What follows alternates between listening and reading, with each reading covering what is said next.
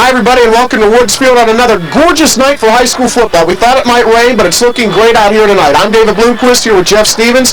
Jeff, we have two teams going at it tonight for the 40th time. It's a long, storied rivalry. Really always a great game, no matter what the records. This is the game for both communities. Well, I think a lot of people's whole lives seem like revolve around this 1 week during the football season. You have people here that I'm sure have not been to a football game since week 10 of a year ago. And a lot revolves around that, a lot of pride involved. And last year where Beallsville knocked Monroe Central out of a playoff spot, this year the Monroe Central fans are hoping to do the same to Beallsville. Right, Beallsville comes in 9-0. If they win, they are in the playoffs for sure. Even if they lose, they still stand a good chance of getting in. And of course, Monroe Central looking to finish out the season on a win. That would make them 8-2. Tonight we're going to see two very good players. Colby Street for Beallsville, Eric Kramer for Monroe Central. Tell us a little bit about each guy. Well, I think anybody that follows high school football knows a little bit about Colby Street, the numbers that he has put up over his 4-year career. This year, over 1,700 yards passing, has not thrown an interception since the 5th week of the season. And not only can he pass, but he can run the ball also, so that makes him a double danger as far as a threat. Eric Kramer has over 1,200 yards rushing. He's made the conversion a year ago from tailback to quarterback and now back to tailback. And as the weeks have went on, he's just gotten better and better. And his offensive line, as with Colby also, revolve around that. And, both are outstanding players, and they'll be the center of attention both on offense and defense tonight. Hey, this is going to be a great one. Monroe Central, Beallsville. Jeff and I will be right back with the kickoff. The passage of the 1-year $6.2 million emergency levy on November 4th will generate $1.7 million for debt reduction in our school district. This will help stabilize the financial situation of our district, and money now being spent on loan repayment and interest can be used for more constructive purposes. This will greatly benefit the students of our district. Our young people deserve our support. Vote yes on November 4th. At Woodsfield, True Value Health is just around the corner with their new display of kitchen and bath cabinetry and accessories. Take advantage of big savings at Woodsfield True Value. At Respect Food Market, we're proud of all we do, and we take pride in our community, its people, and their accomplishments. Best wishes from Respect's Food Markets. Dennis A. Miller Garage Doors, Sardis, Ohio. Quality garage doors, openers, and installation. 1-800-473-1989. Ormet Credit Union, sharing the American dream. Chartered in 1960, Ormet Credit Union was established by employees at Ormet Corporation and has evolved into a full-service financial institution. Ormet Credit Union provides lending services, a full range of deposit accounts and loans at low interest rates to employee groups throughout the region. Ormet Credit Union, sharing the American dream. Member NCUA, Equal Housing Lender. Membership eligibility required. This holiday season, Blattler TV would like to remind you to shop locally first. Allow us to give you quality products and service after the sale when you shop for TVs and small or large appliances at Blattler's. Save at Woodsfield Auto Supply on Napa Motor Oil by the case, just 84 cents a quart. And Valvoline Hydraulic Oil 5-gallon buckets, 10% off. Napa, we keep America running. Enjoy the strength of a good neighbor at West Banco, your neighborhood bank in Woodsfield and Beallsville. Proud to support our schools. McIntyre Cartage, serving Monroe County with reliable, friendly disposal service, and proud to support the River Pilots, Beallsville Blue Devils, and Monroe Central Seminoles. Building or remodeling? Call Bill Pardon Drywall for your walls and textured or antique ceilings. With 13 years experience, Bill can give your home the expert look you want. The main objective of the Monroe County Care Center is to provide home-like, intimate, quality, continuous care and professional services in a rural, well-established nursing facility.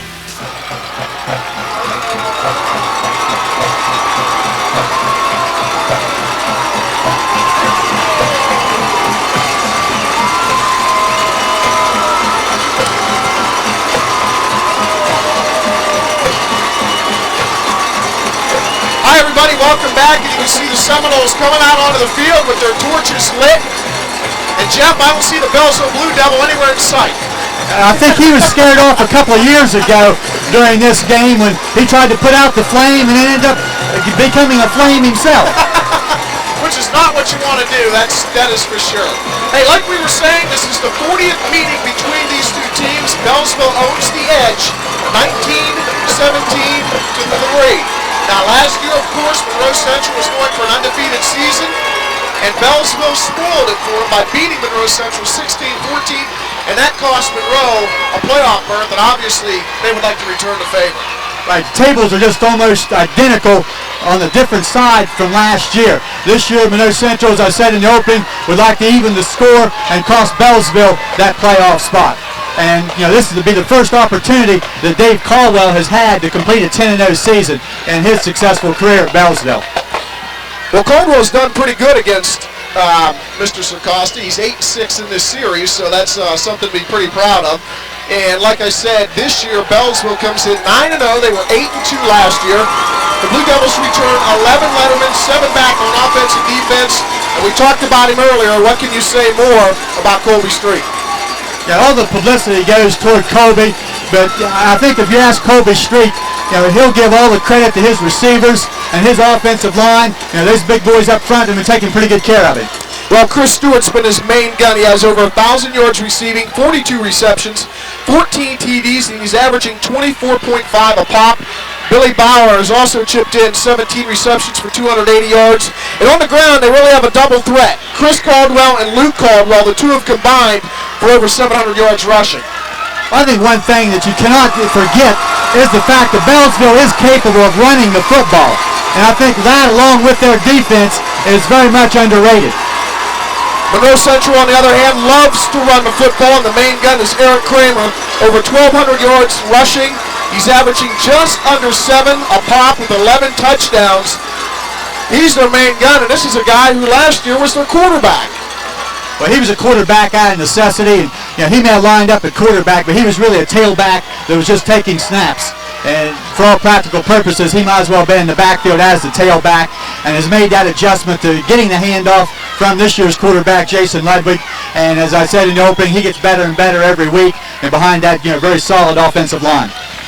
Ludwig has completed 40 out of 101 passes for 677 yards, 9 TDs. For everybody out there that doesn't know about his story, kind of sum up what happened to Mr. Ludwig. Well, during the spring of his sophomore season, he found out that he had a brain tumor that was going to require surgery, and it was a very serious operation, which anything of that nature would be. Correct. He still thought he might be able to play as a junior, but was not able to. Doctors would not allow him to play.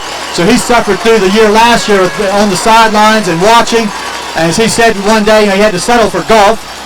But he came back this year and stepped right in. It was almost like he never was gone. Another guy we must mention for the Seminoles, Jesse Nippert, returned 2 punts for touchdowns against Shadyside, which really ended up winning the game all by himself. And I'll tell you what, Nippert also on offense, dangerous receiving threat. Yeah, he's made some big plays this year. As you said, 3 punt returns and an interception return for touchdowns. So, both teams have the capabilities from scoring anytime they touch the ball. As we noticed, Beallsville getting ready to kick off here, and a couple times this year they've started games with onside kicks. So that's something I'm sure the front line of the Seminoles has been briefed on prior to the time. Mr. Street does it all. He's their quarterback, he's their leading rusher, and he's their kicker. And we're off here in Woodsfield. There was your onside kick or possibly a squib kick. Monroe Central takes over, and they take over in great field position. As I said, that front line, I'm sure, was ready for that. Number 84, John Cecil, making the play. So great field position for the Seminoles as they're going to start at their own 48-yard line.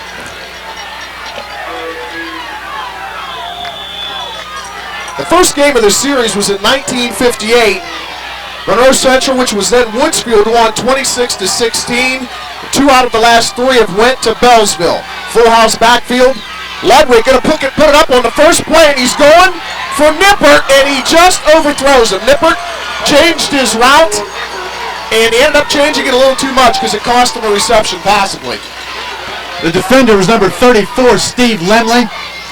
That's, after recovering that onside kick, Coach Acosta choosing to go for all the marbles and big play early. Well, I was talking with Dave Caldwell before the game, and obviously he was worried about the Monroe running game. He said he wasn't going to stack the line, though, and try to stop that. He was going to sit back at a 50 and see what they do. And he saw a pass on first down, and what are they going to do on second down? They go to the ground, and they go to their main gun, Kramer, who takes it over midfield to the Beallsville 48. Number 9, one of the linebackers, Chris Stewart, the senior, who we'll see a lot of offensively in on the play. Might also mention a couple weeks ago, Beallsville suffered a loss at the linebacker position. Senior Adam Crum, a very good inside linebacker, suffered a season-ending knee injury. So the Blue Devils have been forced to change some personnel the last couple of weeks. They've also lost Jay Lang, a tight end with a broken ankle. He was an offensive and defensive starter at end, so they have 2 guns out of their lineup. 3rd down and 6. Ludwig on the option. He's going to keep it. He has a lot of room. Street chasing him, and Street makes the tackle at the 35, first down Seminoles. Almost looked like the Blue Devils were not ready for that type of a play call.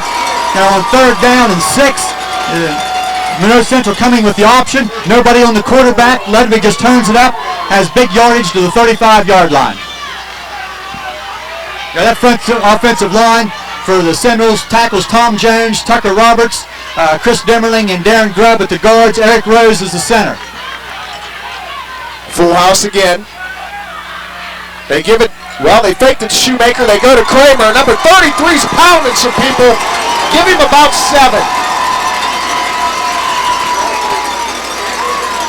You know, in any game, it's very, very important to come out and establish yourself early, even if you don't get points to establish field position.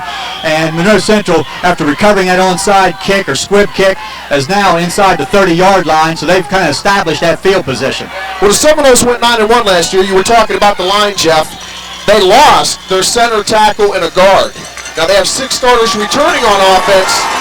As Beallsville takes a timeout, Dave Caldwell's going to talk it over with his guys, but that's a lot to lose. I mean, they're very strong in the skill positions. Obviously, when you can move your quarterback to running back and not be affected by it. But when you lose your center tackle and guard, your whole middle of your line, that's tough to recover from, and they've done a good job. Well, they've done a great job, and I think, you know, losses in the 2 games of the first 3 early in the year, you know, maybe was attributed to the fact that those kids, it took a while for them just to get accustomed to playing varsity football. They've done a great job and gotten better each week. You know, as the same as the Beallsville people have stepped in and filled those spots. You know, sometimes you forget how hard it is to step in and become a first-year starter at this level. Well, so far this season, in going 9-0, Beallsville has beaten Eastern Meigs, Bridgeport, Shadyside, Frontier, Waterford, Caldwell. Fort Fry, they spanked Shenandoah and Buckeye Trail. Monroe Central, you said, lost 2 out of their first 3. That was to Magnolia and River. River was 6-0, and River's an explosive team going to the playoffs. So that tells you how close of a game and how good of a football team this team is. There's Kramer again, and I'll tell you what, this kid runs hard. He lowers that shoulder.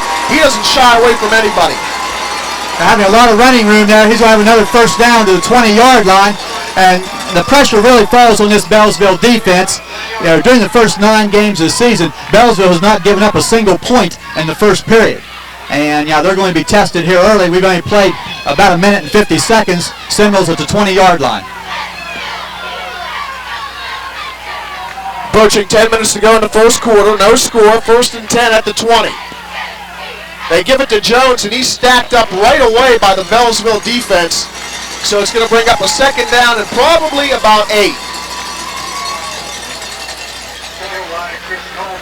Among the tacklers was number 2, Luke Caldwell, in the center of that line. Blue Devils have made a couple adjustments defensively. Now it looks like they've changed to a 6-man front, is dropping number 22, Chris Caldwell, down on the line at a line position from his linebacker spot. 2nd down and 9 for the Seminoles.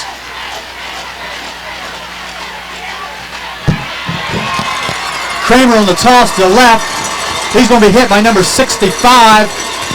That is Mike Malott. Also talking about, you know, the guys on the line don't get a lot of credit, so we got to keep talking about them a little bit. The Seminoles line averages 220 pounds, which is very good for a high school line. Beallsville, on the other hand, averages 250, which is almost unheard of in high school, especially at such a small school. Well, not only are they big young men, you know, they move very well too, and that's even a double advantage. So here we go on 3rd and 5. Kramer gets stacked up, and leading the way is Tom Malott, a 6-foot, 245-pounder. He's a 3-year letterman. And he shows you why right there. So this is going to bring up a 4th down for the Seminoles, and I would have to imagine, obviously, they're in 4-down territory right now anyway. Probably 3. I think the thinking here is, even if you do not make the first down, you've given your defense good field position, putting the Beallsville offense in a hole, and a little bit long for a field goal. You know, and at the high school level, you know, you're not going to see too many field goals from 30 yards. 4th down and 3. Ludwig on the keeper, pitches it to Kramer. It's Kramer and Street, and I think Kramer won this one, although Street did a great job. There's a late flag, and that's going to be a late hit on Beallsville. And it's going to go against Luke Caldwell. That's going to be a personal foul on Monroe Central. Oh! Kick by CNI Dog. So we'll see if that was a flag thrown. If it was a flag, if it was a flag thrown, you know, on the play as the play progressed, or if it was dead ball. You know, if it is a clipping call, then that's going to offset the first down. It's going to be 4th down again, back about the 25-yard line. And, you know, penalties and turnovers early in a game like this that can hurt your field position is big. Well, I think it is a clip against Monroe Central. We're going to see it right here. Dead ball foul, personal foul. Okay. Well, I had it right, just I had the wrong team. Well, in that case of dead ball foul, then that should be 1st down. And should be 1st and goal, Dave, because that ball is inside the 10. Now they moved the chains here, so we'll see what the call is. And they're going to line it up 1st and 10. So if it is 1st and 10, then my understanding that was not a dead ball foul, but so I guess, you know, advantage Monroe Central 1st down, but then advantage Beallsville defense, you know, put it back to the 24-yard line. Here's the pitch to Kramer, looking for some running room, and he's not going to find a whole lot of it. A host of Beallsville defenders there, and they were led. And number 22, Chris Caldwell, made the first hit. He stepped in there to linebacker spot. You know, that young man is just a freshman. And playing very well on offense and defense. Here we go, 2nd down and 6 from the 21. No score in this football game. Ludwig from the shotgun. Trips right. Looking like he was going to run. He goes back across the field. It's picked off. He was looking for Johnny Shoemaker, but guess who? Eric Milhone, a 2-year letter winner, steps in front of it. We have our first turnover of the game for Beallsville. We'll get our first controversy of the night also, because as Milhone went down, one of the Seminole players appeared to take the ball away from Milhone, but the officials say he was down. Beallsville gets the first big defensive play of the game with the interception by Milhone. They'll take over at their own 30-yard line. But the Seminoles did accomplish one thing, and that was to keep the ball for 5 minutes and to keep Colby Street on defense and not let him be under center. Well, now we get to see Mr. Street on offense, going in motion, and they're going to throw the football to him. Street on the flat. Oh my, he makes a tremendous grab. Colby Street doing it all. Quarterback, receiver, what can he do? And that one came from Chris Caldwell, the freshman. Holy shnikey. Well, during the season, you always have a couple plays that you put in, you work on, and you maybe don't use until the last game of the year. And maybe that was a play put in this week. I think that caught everybody off guard. We talked about Street, the passer, Street, the runner. We never talked about him as Street, the receiver. Here he goes again to try the outside. He's going to run the football. Taken down by Kramer after a gain of about 4. And that's the versatility of a Colby Street. That's why he's being recruited by just about every major college this side of Ohio State. And I don't know what their problem is, but he leads the team in passing, leads the team in rushing. So far, he's accounted for over 2,000 yards and 36 touchdowns this season. Well, that's 25 yards in a hurry. That'll be 2nd and 6. But Chris Caldwell, who has thrown those 2 passes, has taken some snaps at quarterback at the end of games this year, so he's not throwing the ball. That time they tried to keep it on the ground, and Tom Jones says, "Who's your daddy?" And he gets a stick right off the bat.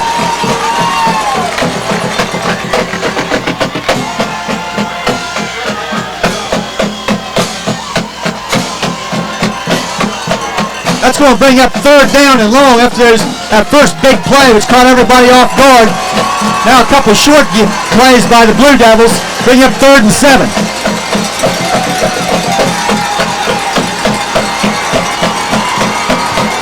Street's not going anywhere this time. He's staying under center. He's going to put it out. Puts it over the middle and almost picked off. Nice play by the Seminoles, Ben Miller. An intended receiver was Chris Stewart. We talked about him for over 40 catches, better than 1,000 yards. So well defended by Ben Miller. That's going to bring up a probable punting situation. Every time the Blue Devils go into the punt formation, you can't be too sure with your quarterback as the punter. That's true. Dave Caldwell's already shown us that he's pulling out all the stops tonight. A win here tonight puts Beallsville in the playoffs hands down in Division 6. Region 23 a loss, and they're still in good shape. They're in great shape if Frontier wins. But he would definitely like to take care of this himself. That one goes out of bounds, and Jeff, where are they going to mark it? Looks like right around the 15-yard line. And angling for that corner, there are two things there, trying to pin the Seminoles back, and also, I'm sure, to kick away from the Seminole returners. As we said earlier, Jesse Nippert, 3 punt returns for touchdowns this year. So I don't think early in the game that Dave Caldwell wants to give him an opportunity. And Jesse Nippert, only a sophomore.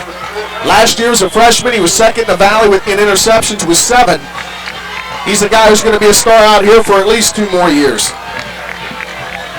So Monroe takes over, 5:13 to go in the first quarter. No score at their own 15. Daniel Ludwig in motion. They keep it on the ground, and Kramer's going to pick up a couple. And we had a flag at the snap. That's going to be an illegal shift against Monroe Central. I think that signal indicates 2 people moving at the snap. And that's going to cost Monroe Central 5 yards and put them back at their own 10. Well, as you saw in that first drive, Monroe Central shot themselves in the foot with the penalty down there deep in Beallsville territory. And now they did it again, and now they're deep in their own territory. You know, we talked about Dave Caldwell. Jay Sirkos has been here a long time, longer than you. That's hard to believe, isn't it? 26 years, 185 wins, 6 playoff trips, 5 unbeaten teams. What more can you say about it? Class act all the way also. Well, I think, that's part of the success of the program. He's been here a long time, and the people that have helped assist him have been here for several years. And, that says a lot when you can keep your assistants. Ludwig, he has Street to beat again, and Street takes him down after a gain of 2, and Colby Street's doing a great job back there in the secondary by stringing out the run. He's keeping containment until he can get help or do the job himself, and that's exactly what he's got to do. Again, the ball fake there by Ludwig and then getting outside. I think a lot of people maybe kind of forget about Jason Ludwig as the runner. He has some nice running stats for the year, has positive yardage. And they're just making that fake, and when the defensive people bite on it, he has good enough speed to get out there and make something out of what may appear to be nothing. Second down and 6, I formation. Ludwig going to put it up. Man open, and Nippert can't hang on to it. It's going to bring up 3rd down and 6. They're just a quick out to try to get the yardage there. The catch, if it had been made, would have been right about the 1st down marker. And then as we talked about Nippert's breakaway speed, then able to give him an opportunity to turn it upfield and maybe turn a small pass play into a big gainer, but just not able to make connection. On a whole, Monroe Central's speed is there. It's better than average. Their size is better than average.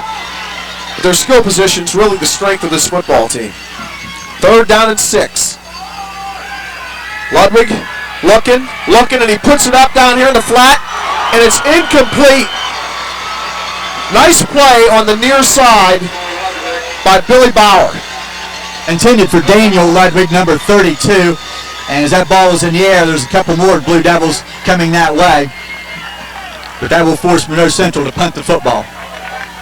And that will be Eric Kramer. Colby Street and Billy Bauer back deep for the Blue Devils.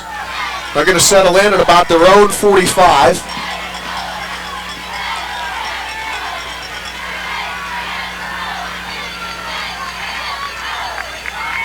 It's a good snap and an excellent punt. And Street's going to take it at his 43, bobbles the football, picks it up, and gets stuck. He got hammered by a host of Seminoles. And 2 that I can see right there, Adam Farnsworth and Darren Grubb. Now, once Colby bobbled that football, that gave the defenders an opportunity to kind of close in on him, and he would have been better off probably just to cover it up. He sure would have felt a lot better if he would have just fallen on the football. 1st and 10 Beallsville of a scoreless football game. Street's rolling out, backside pressure, he gets rid of it, and almost a tremendous grab by Chris Caldwell, but he can't hang on to it.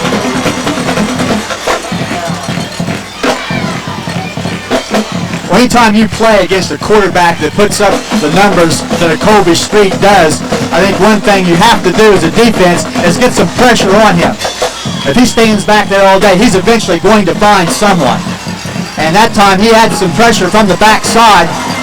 And if you take a couple of hits, then the next time maybe you look to unload it a little quicker. There are going to have to be some big hits because Street 6'3", 205. He fumbles the snap, keeps his composure, and he's going deep, and he had a man open. He still has him open, but he can't haul it in. Whitford with the hit. Yeah, that was Luke Caldwell. I believe he was already out of bounds before the ball got there. That's what I mentioned, these offensive line people, and we talked about how they don't get a lot of credit.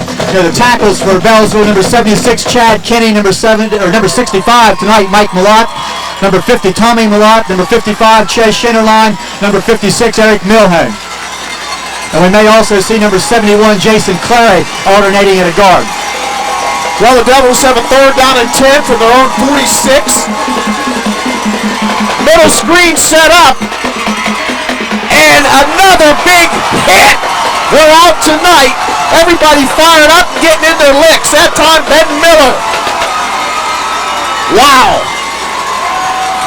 Well, that'll go down as Street's first completion of the night.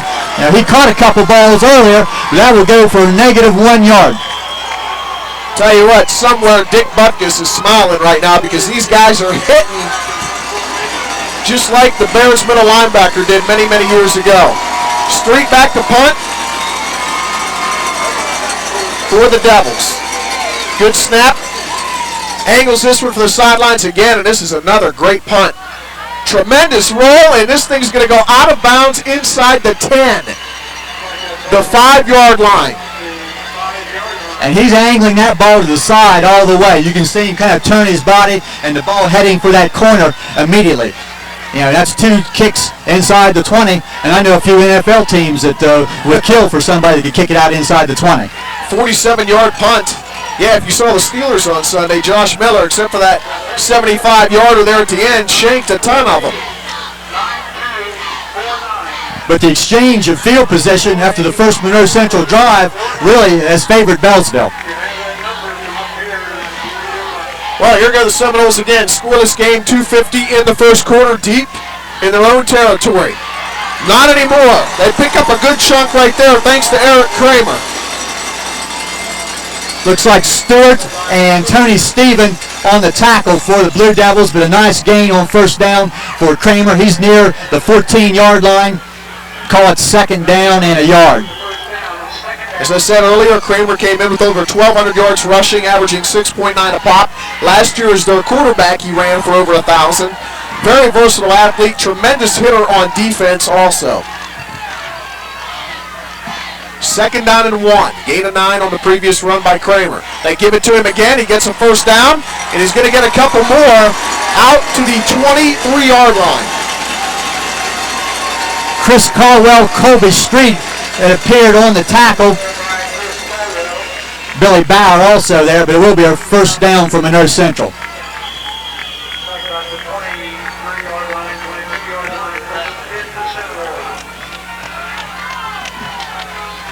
First down Seminoles. We're under 2 minutes to go in the first quarter of a defensive battle, and I don't think I was really expecting that. I was expecting some fireworks early.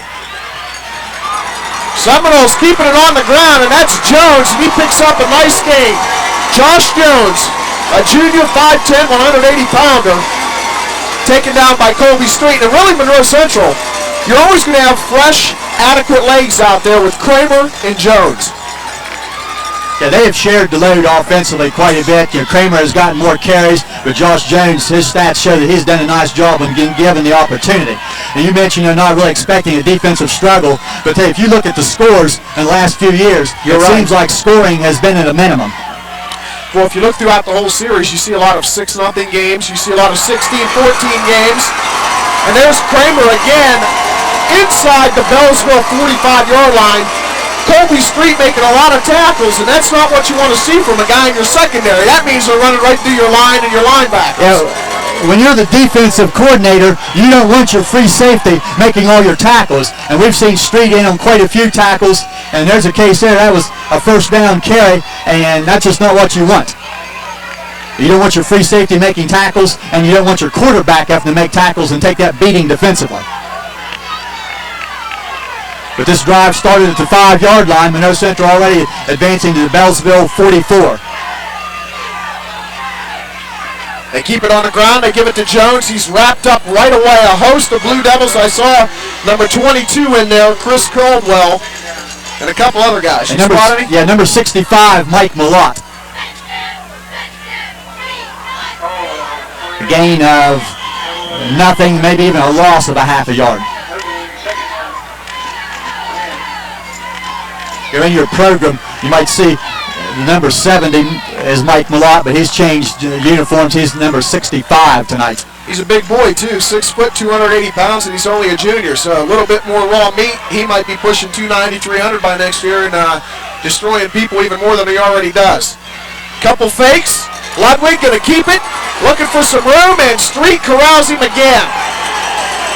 And really a guy who should get some credit there is Luke Caldwell, number 2, because there again, he kept containment. Yeah, he slowed the play down and gave someone help, time to get there. In this case, it was Colby Street to make the tackle. And that takes us to the end of the first period. A scoreless first period, which, like I said, surprises me a little bit, but either way, we'll be right back for the start of the second.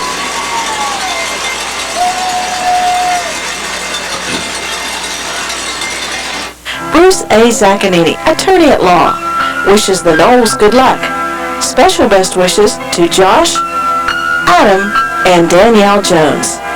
For personal service, after-hours emergency care, and that special hometown touch that you can't find in a chain store, come to Weber's Pharmacy. You're not just a number, you're part of the family. Students in the Switzerland of Ohio School District need your help. They deserve a quality education in a safe, comfortable, modern environment. The need is real. Vote yes. Ormet Credit Union, sharing the American dream. Chartered in 1960, Ormet Credit Union was established by employees of Ormet Corporation and has evolved into a full-service financial institution. Ormet Credit Union provides lending services, a full range of deposit accounts and loans at low interest rates to employee groups throughout the region. Ormet Credit Union, sharing the American dream. Member NCUA, equal housing lender. Membership eligibility required. Woodsville Orthopedic and Sports Rehabilitation Center offers outpatient treatments to a wide variety of injuries. For details about rehab or our sports clinic, call 472-9869. It's time to visit D&L Sales in Graysville, the alternative energy shop for gas inserts, mantles, freestanding gas stoves, and wood-burning stoves. D&L Sales. Let Swiss Lands Realty in Woodsville help you find what you need in a home, commercial property, farm, or just land.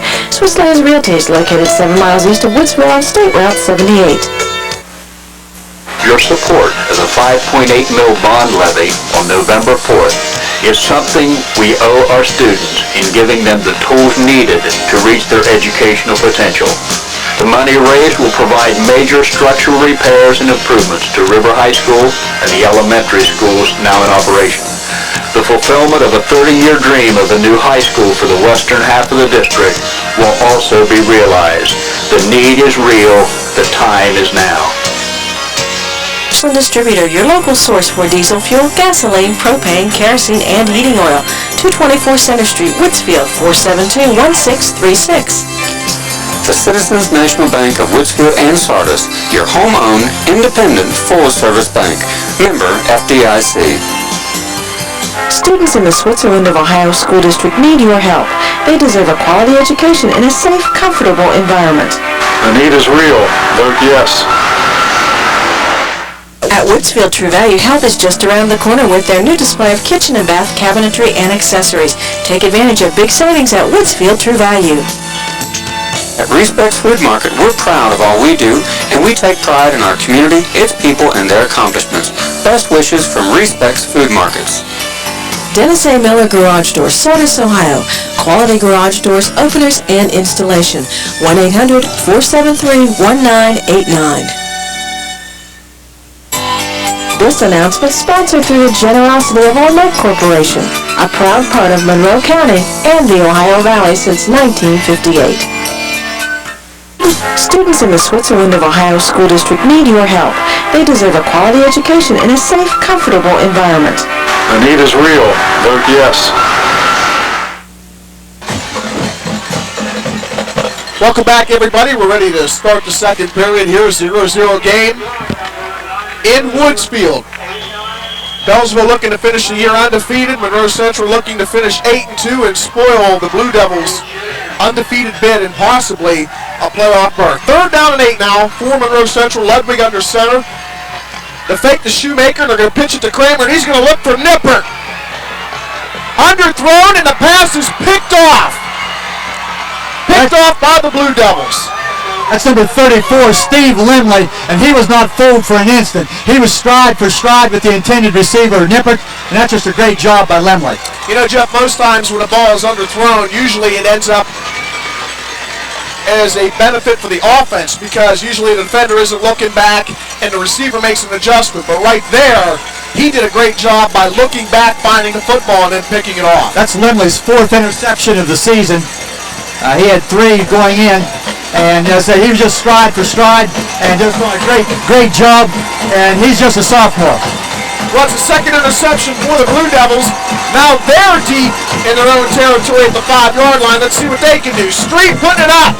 And this one could be picked off again, and oh, it's dropped. There was a tremendous chance for Monroe Central to get it back, and Preston Kilburn couldn't find a handle on it. That's actually number 80, number 85, Justin Friday. And again, not letting anyone get behind him, and that ball was just way overthrown. I believe Stewart was the intended receiver, but the ball was well over his head. I think a little bit of that backside pressure you were talking about earlier in the back of Colby Street's mind, and he's kind of rushing things. Now, in a game like this where you feel that the quarterback's going to be throwing, these defensive ends just live for that. They just tee off and go. Second down and 10. Street's going to put it up again. This time he throws a bead, and they can't convert. It would have been enough for a first down, but unfortunately Matt Milhone couldn't find the handle, and it's going to bring up third down and 10. Well, again, underthrown.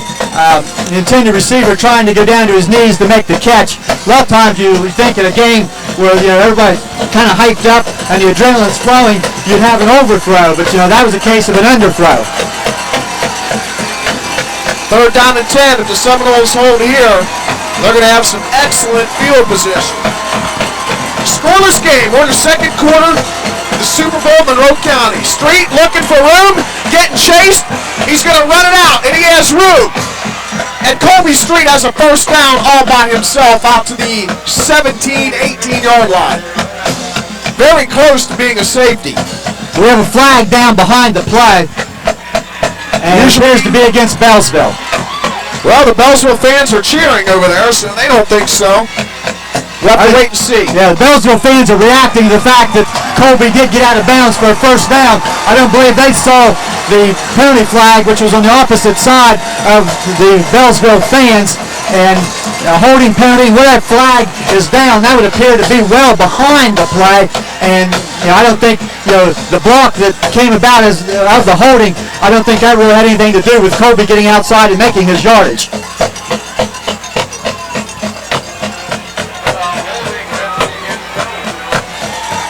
Street came in leading Beallsville with 593 yards rushing and 14 touchdowns. He's thrown 22 through the air with 5 interceptions. As I said, as a total, 36 TDs. Third down for Beallsville. They're going to have to put it up. Shoemaker chasing Street. Puts it up over the middle. Complete pass, but another great hit. Trying to see who it was. It looks like Nipper. Number 23, Tony Stephen, had the ball for an instant, but he was separated, and that'll be 4th and long. and I'm not sure who made that hit. Actually, I just saw who it was right there, and it's Justin Friday. The pass was caught. Friday laid the lumber to him and dislodged the football. So Sweet's going to have to punt, and he's not going to have a lot of room to do it. He's going to be back. His heels will be very close to that back end line, and the pressure really goes on the snapper to make a good snap and not to result in a safety. Low line drive punt. Rolls into Monroe Central territory. Nippert finally picks it up, and he's not going anywhere. So it turns out to be about another 48-yard punt, mishandled initially, and that cost Monroe Central probably about 10 or 15 yards. Well, it didn't look very pretty coming off the foot, but it was sure effective for the Beallsville standpoint. It was a low line drive. Once it hit that hard turf, it just took off and rolled, and then if you're the return team, that had disaster written all over it. Well, we have 11 minutes to go in the second half. 0-0 football game. Monroe Central in excellent field position from their own 49. Full house backfield. Ludwig gives it to Kramer. Kramer's dancing, still on his feet. The big guy fights for a first down. He broke a couple tackles before. It looked like Lindley and Steven were able to finish him off. Pickup of 11 yards to the 40-yard line, and that will be a first down. As referee Bill Walter says, move the chains.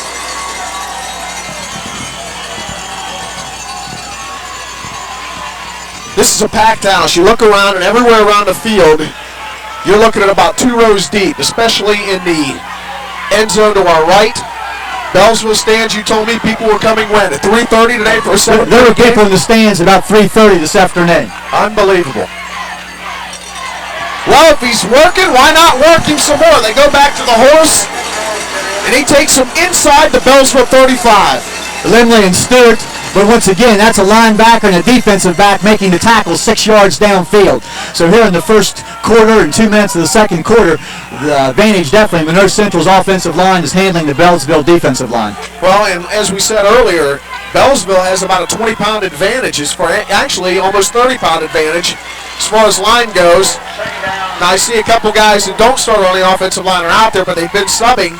And so far, the Monroe Central line is doing a great job. That time, Josh Jones dives across for probably a gain close to 5.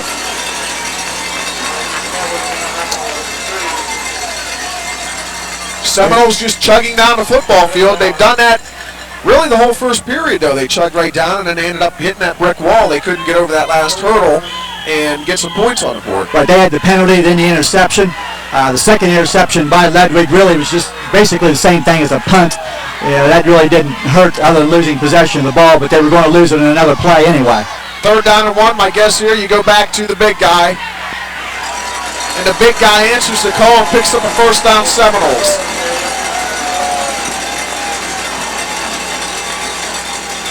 Looked like Lindley again coming up on the play. Malott, possibly number 55, Chase Schinnerline, also making the play. Were there any whispers as far as you heard when Monroe did drop the first 2 out of 3? Any whispers as far as putting Kramer back at quarterback, or did that never come up? Not to my knowledge. I think if you talk to any of the Monroe Central coaches, they would tell you there was more the fact that those were a couple quality teams than anything that was or wasn't done. There's a pass by Ludwig. He finds Preston Kilburn, another first down for Monroe Central. That'd be number 85, Justin Friday, on that reception. Able to turn it downfield, and he's pushed out of bounds just about the 10-yard line. Jeff, if I had another eye, I'd be a Cyclops. Well, those jerseys get twisted around a little bit. Those numbers all look the same after a while. We're up here on the perch. I feel like I'm on top of a tree overlooking the field. Great vantage point, though. I wish it would help my eyesight. Couple fakes. They keep it on the ground, and the Seminoles are in. Daniel Ludwig scores the first touchdown of this football game at 9:04 in the second quarter. 6-0 Monroe Central. Well, just as a defense, when you start looking for Kramer and Kramer and Kramer again, then you see a little bit of Josh Jones, or in this case, First carry of the night for Daniel Ledwig. 10 yards out into the end zone. And first points go to Monroe Central. Kramer's going to get part of this scoring. At least he's going to try. The extra point is up, and the extra point is good. So Monroe Central draws first blood. 7-0 here in the second quarter.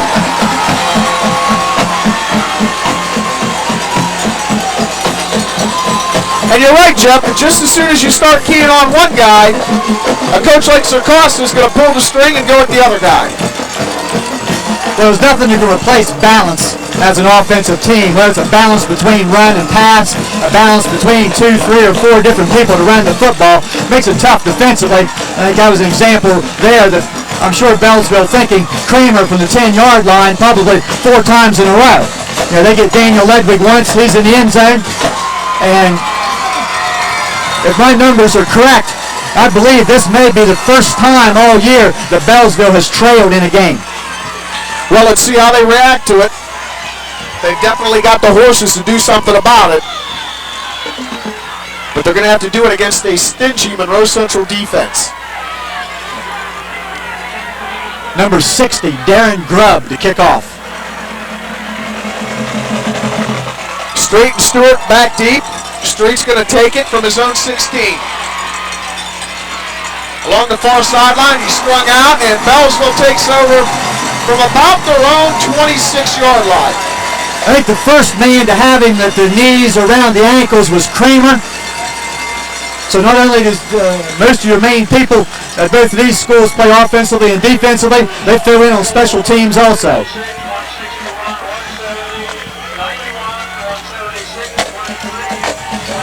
Well, Beallsville has not been able to get into a rhythm after they picked up a couple quick first downs on trick plays there in the first quarter. They really have been ineffective on offense. We'll see how they do. First and 10 from the 26. Street's going to put it up, and it's tipped and almost picked off by Mr. Kramer. Had to wait for that other 3 to turn around. Now across the middle, I think the intended receiver was number 3 for Beallsville, Billy Bauer. That time they put a twins formation to the left with both of their top receivers and Stewart and Bauer out there to put a little bit of pressure on. Run Bauer across the middle, Street down the field. He tried to hit Bauer, but Kramer was in the way. They'll come with the same formation again with both Stewart and Bauer, twins to the left.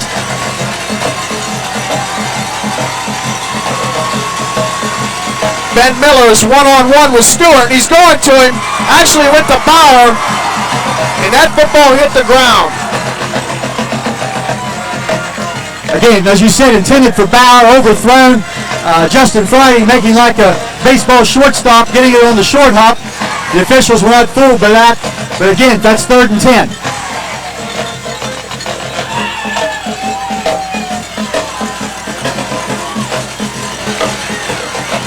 Well, Beallsville needs to do something here, because if they don't, Monroe Central gets the ball back again in good field position, and Beallsville's defense needs a breather. They can't have their offense going 3 and out. Shoemaker with the pressure. Street hangs in, and he puts it out. A tremendous grab by the Blue Devils, Billy Bauer. Oh, I'll tell you what, I can't believe that. Wow! That was an excellent catch, and we had a good look at that here. There's no question that was a good catch by Bauer. Some pretty good pressure put on Street. He stood in there real tall, delivered the ball where nobody could catch it except his man Bauer, and he sure did. Bauer's a 5'11", 160-pound senior coming into this football game, the second leading receiver behind Stewart with 17 receptions and 280 yards. Yeah, since that opening trick play with Chris Caldwell throwing to Street, that's really the first big play we've seen Beallsville make offensively. And they really needed it. Look at Street going. The kid is unbelievably strong. He was hit about 5 yards behind the line numerous times, and he still made a positive out of that play. Well, they list him at 6'3", 205. I'm not real sure at that. He may not be even a little bit bigger than that. But not only do you have to make sure that you hit him, but you have to hit him hard and wrap up, because that's an example. He's just going to break tackles, and he didn't get his 600 yards rushing by accident. Right. Also throw in their 4.7 speed, and you've got a horse running down the field. He did gain 2, second down and 8. We're down under 8 minutes to go in the first half. This time he's going to put it out. Far sideline. It's complete, and Chris Stewart does an excellent job of picking up the first down. I think he got it. He had Kramer, John Cecil, and Daniel Ledwig all wrapped around him. He was able to extend that football out past the first down marker into Monroe Central territory. Now, we said we'd see how Beallsville would respond with being down, but they've made a couple of big plays for first downs, and they've gotten to the 48-yard line, Monroe Central territory, and responded well. Well, the biggest play so far on this drive is the catch by Billy Bauer down here for the first down. That was an unbelievable grab. Out in the flat. Oh, what a hit! Man, are we seeing some hits in this football game, and that time I believe that was Daniel Ludwig. Yes, it was. The receiver was Chris Caldwell, number 22. Looked like linebacker from Monroe Central, Josh Jones, had him by the ankles down low. Daniel Ledwig come in and put a big hit on. As you said, we've seen several big hits tonight. Looks like what Dave Caldwell's doing right now is everybody's worried about Stewart, and they're running him through the middle, pulling everybody away and then going underneath to a guy out of the back. Looks like we talked earlier about everybody keying on Kramer from Monroe Central, everybody keying on Stewart. Colby Street gets taken down for a huge loss. There's a host of guys after him. Number 84, John Cecil. And Cecil finally gets him. That's going to be a loss of almost 20 yards. They're going to put him down at the 40-yard line, and that's a big, big defensive play. That's going to bring up third down and about 20 yards to go. And the offensive line for the Blue Devils has got to do a better job than that. It looked like a prison break. As soon as he snapped the ball, Street had 4 guys in his face, and that wasn't a designed middle screen either. Yeah, we saw that earlier where they let people come on the middle screen. He was looking downfield that time. Third down and 20. There goes Street in motion again. They're going to throw it to him. He's going to put it out. Double pass it if they can. He's going to run it now. If he can get away, he's got some room. Street cuts it back up. He's back to midfield, but he's not even back to the original line of scrimmage. Again, the defensive pressure by Monroe Central overwhelming. It really appeared with the blockers that if Street would have stayed to the outside, to this near sideline, he probably had more running room, but I think we probably had a little better vantage point than what Colby did out there running around. Yeah, I think it's a little easier for us up here, Jeff. Yeah, we don't have people chasing us. That sure helps. That's right. 4th down and 12, Street on the punt. Good snap. He gets away, a decent kick that's going to be taken at the 15 and fumbled out of bounds by Nippert. Seminoles to take over at their own 15-yard line, leading this football game 7-0 with just under 5 minutes to go in the first half. Well, number 23, Tony Stephen, was right down there, and I'm sure that Nippert looked up and saw him. And fortunately for the Seminoles, that ball going out of bounds at the 15-yard line. But good exchange of field position. After the score by Monroe Central, Bells were able to get some positive yardage and have Monroe Central backed up at their own 15-yard line.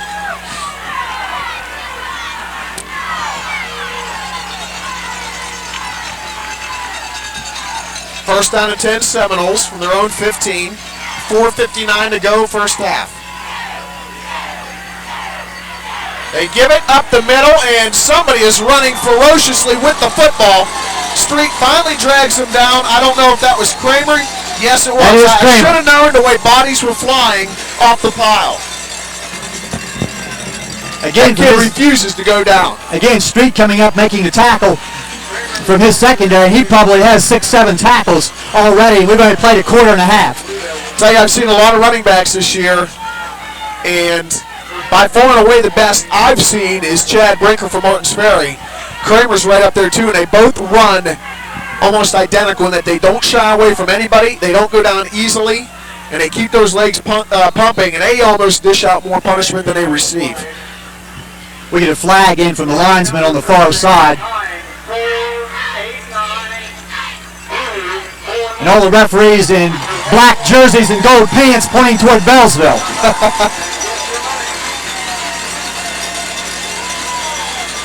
Probably someone lining up in the neutral zone or maybe moving right prior to the snap.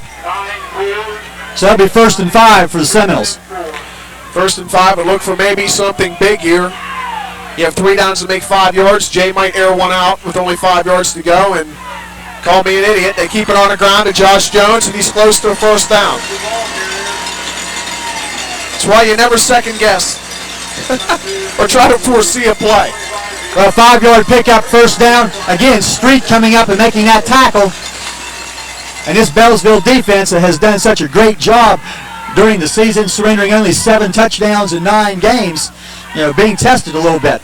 Well, Dave Caldwell told me before the season started when I did the Beallsville preview that Colby led the team in tackles last year. He said it would not happen this year, that he's got a good line and linebackers. They were going to do the job. So far, like you said, they have, but here tonight, they haven't. Kramer's trying to fight for a 1st down, and I have to say number 33 picked it up, but we're going to have to wait and see. By the spot of the football, it looks like he did indeed pick up the 1st down. Maybe I'm blind. They got a 1st down on the last play. I need to give this up. Help me here. Well, I'm climbing up the stairs to get up on top of the That took a lot out of you, got didn't me it? a little rattled, I think, and I haven't completely gotten back my senses. 2nd down and 9. Let's try that.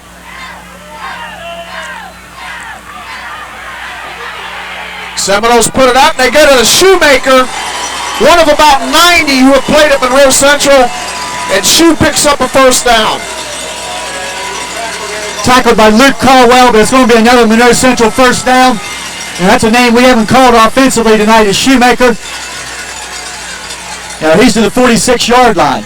And prior to that, I was just looking at the Beallsville stat sheet to check those tackle numbers there. And I see that Street had only 46 tackles in 9 games coming in, and several people had more than that, but he by far is their leading tackler tonight.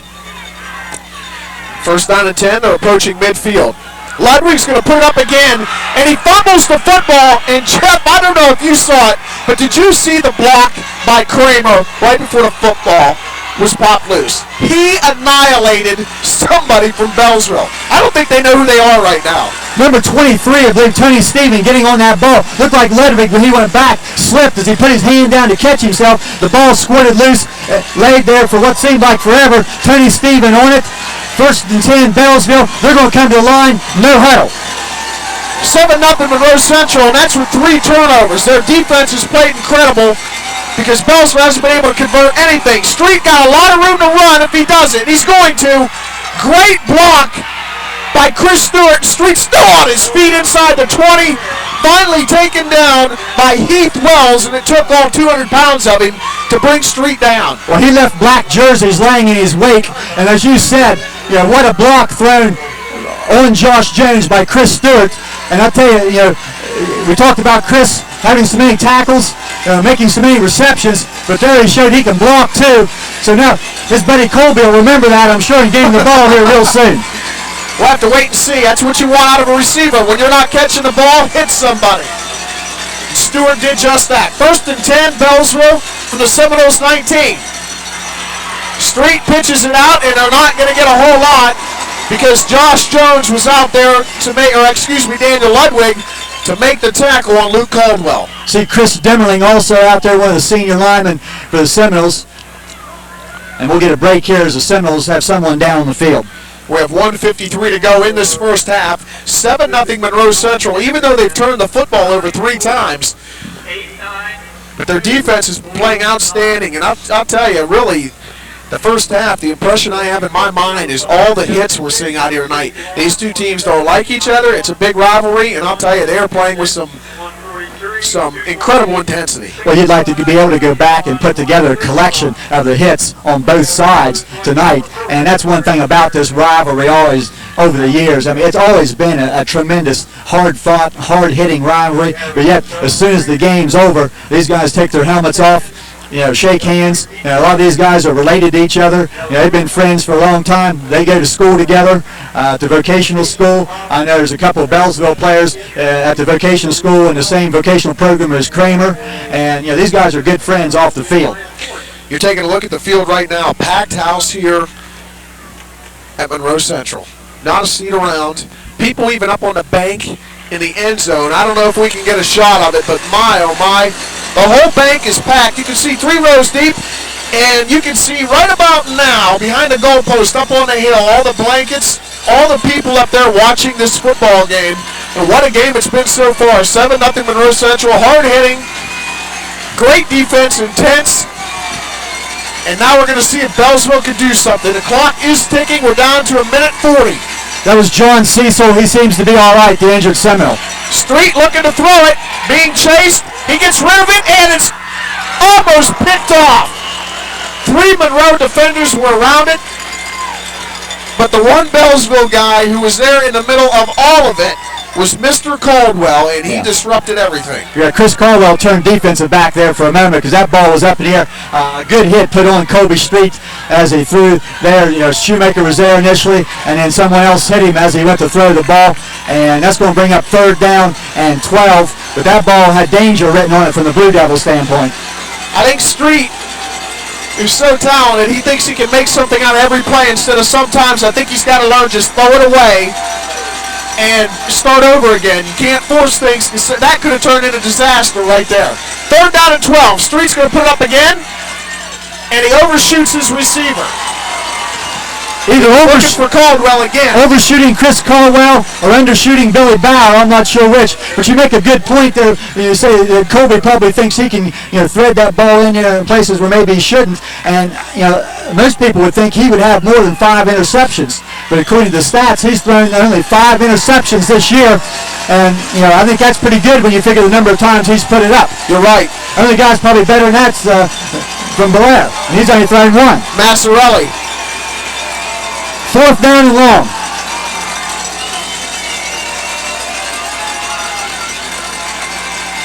Straight, drop it back, under pressure, he's going down. There's that Monroe Central defense again, and it was led by big number 50, Eric Rose. So the Seminole defense tested. They responded well. Now with 1:19 left before halftime, I think Jason Costa will be perfectly content to go in with a 7-0 lead at halftime. Well, we have 1:19 left to go, and I think pretty much what you said, Jeff. He's going to give it to the big guy, Eric Kramer. If he can bust one, great. If he doesn't, then he's going to go into halftime happy with the 7-0. I don't know if he's happy with the 3 turnovers, but he's got to be happy to be leading this game still with the 3 turnovers. That's not very often you can turn it over 3 times and still be ahead. Well, they do keep it on the ground, and they do get a big play right off the bat. Daniel Ludwig, he's running very, very good, whereas Kramer straight ahead like a fire engine. Ludwig dances around a little bit more, picks his spots, and shows some nice velocity and shooting through those holes.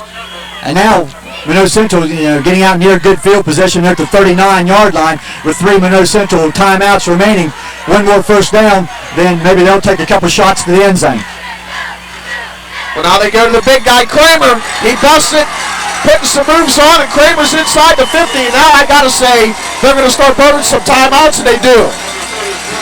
And who said they may be content to go in 7-0 at halftime? I believe that was you, wasn't it? Well, it's exactly what we talked about. We said they were going to hand it off. If they bust some big plays, great, we'll go for it. If not, let's go into halftime. And that's what they did. They busted the big plays. Now they're thinking 6. Whereas before, they might have been thinking, okay, let's just go into the half. Yeah, the ball now on the Blue Devil 46-yard line, and that's the first time out Monroe Central has spent. So they have 2 left, 54 seconds before the end of the first half. And 1st and 10, this leaves you a lot of options.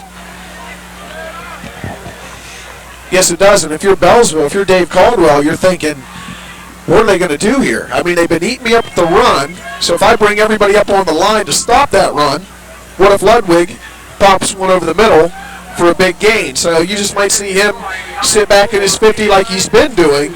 Well, you can see trying to read and react. You can see here during the timeout, that is head coach Dave Caldwell out talking to the defense. A lot of times on defensive timeout, it'll be the defensive coordinator, which in the Beallsville case would be Vic Wallace, out to talk to the defense. But Coach Caldwell, he has some words he wants to mention here himself, and I'm sure that's to try to get his defense to play here and not give up more points before halftime. Well, if that's going to be the case, then the big guys up front are going to have to do it for Beallsville. And I'm talking about 2 in particular. John Johnson is one of them. They got to get in there. Actually, that's Mike Malott. Why are these guys changing their uniforms on me? Well, I said Ludwig might air one out, and that time he just aired it out a little bit too much, going for Daniel. Of course, from this fan standpoint, I'm sure everybody's sitting around thinking, well, 2 big runs, why throw the ball? You're 48 seconds now before halftime. You have to, get down the field a little quicker. 10 yards is nice, but at this time, you can't go 10 yards at a time. Plus, after a couple big runs, you've got the defense set up for the big play. We're talking touchdown. If you talk field goal, what is Kramer's range as far as field goals go? According to the stat sheet, he has not attempted a field goal this year. Okay, well that tells us his range is overwhelming. From anywhere on the field, I guess. And you know what? There's another fumble, mad scramble. I think Ludwig got back on it. And I'm really surprised that Monroe Central wasn't called for offsides here. It looked like their right guard jumped off big time, and it went undetected. Well, I looked there, and there was definitely some movement on the right side of the offensive line, but there was no flag thrown. And now with that big loss, maybe Ludwig a little bit lucky to get that ball back, now the clock will run. And I don't see any timeouts being called now. I think Jay wants to get out of here alive. And Dave Caldwell feeling the same way. So this will probably be the last play.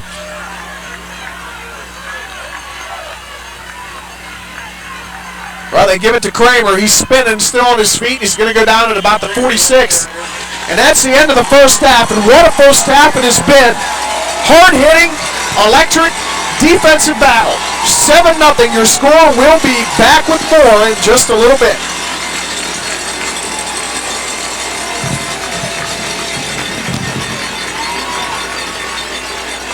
This holiday season, Blattler TV would like to remind you to shop locally first. Allow us to give you quality products and service after the sale when you shop for TVs and small or large appliances at Blattler's. Save at Woodsfield Auto Supply on Napa Motor Oil by the case, just 84 cents a quart. And Valvoline Hydraulic Oil 5-gallon buckets 10% off. Napa, we keep America running. Enjoy the strength of a good neighbor at West Banco, your neighborhood bank in Woodsfield and Beallsville. Proud to support our schools. McIntyre Cartage, serving Monroe County with reliable, friendly disposal service, and proud to support the River Pilots, Beallsville Blue Devils, and Monroe Central Seminoles. Building or remodeling? Call Bill Pardon Drywall for your walls and textured or antique ceilings. With 13 years experience, Bill can give your home the expert look you want. The main objective of the Monroe County Care Center is to provide home-like, intimate, quality, continuous care and professional services in a rural, well-established nursing facility. The passage of the one-year $6.2 million emergency levy on November 4th will generate $1.7 million for debt reduction in our school district. This will help stabilize the financial situation of our district, and money now being spent on loan repayment and interest can be used for more constructive purposes. This will greatly benefit the students of our district. Our young people deserve our support. Vote yes on November 4th. Bruce A. Zaccanini, attorney at law, wishes the Knowles good luck. Special best wishes to Josh, Adam, and Danielle Jones. For personal service, after-hours emergency care, and that special hometown touch that you can't find in a chain store, come to Weber's Pharmacy. You're not just a number, you're part of the family. Students in the Switzerland of Ohio School District need your help. They deserve a quality education in a safe, comfortable, modern environment. The need is real. Vote yes. Woodsfield Orthopedic and Sports Rehabilitation Center offers outpatient treatments to a wide variety of injuries. For details about rehab or our sports clinic, call 472-9869. It's time to visit D&L Sales in Graysville, the alternative energy shop for gas inserts, mantles, freestanding gas stoves, and wood-burning stoves. D&L Sales. Let Swiss Lands Realty in Woodsfield help you find what you need in a home, commercial property, farm, or just land. Swiss Lands Realty is located 7 miles east of Woodsville on State Route 78. Come join our team and score really big at our new facility, growing to meet your financial needs. You're a winner with Woodsfield Savings Bank. The F.W. Shoemaker Insurance Agency in Woodsfield has a winning tradition for serving all of your insurance needs and wishes the best to all of our Monroe County schools. Students in the Switzerland of Ohio School District need your help. They deserve a quality education in a safe, comfortable, modern environment. The need is real. Vote yes.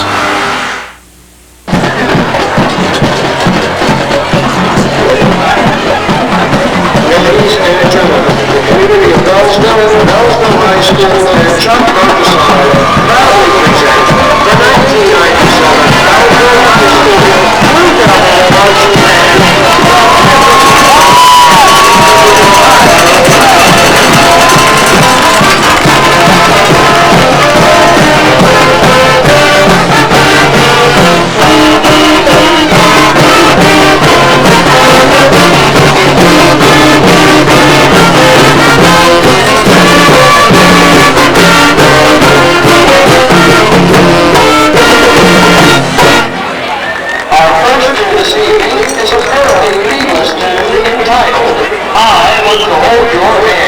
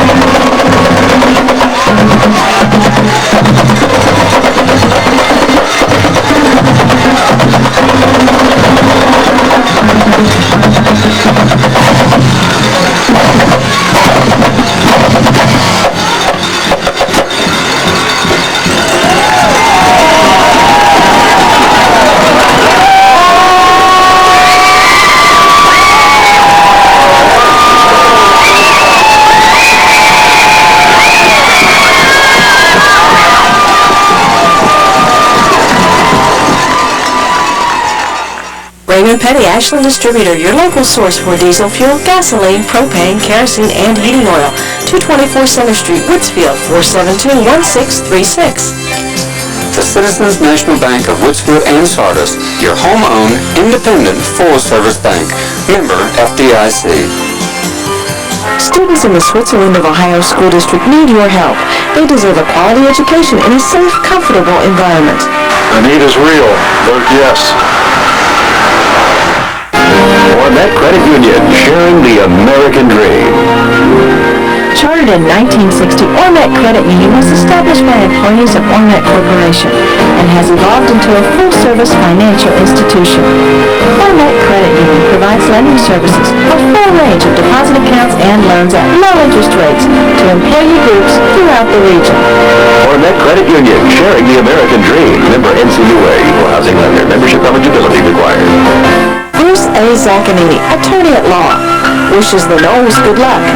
Special best wishes to Josh, Adam, and Danielle Jones. For personal service, after-hours emergency care, and that special hometown touch that you can't find in a chain store, come to Weber's Pharmacy. You're not just a number, you're part of the family. Students in the Switzerland of Ohio School District need your help. They deserve a quality education in a safe, comfortable, modern environment.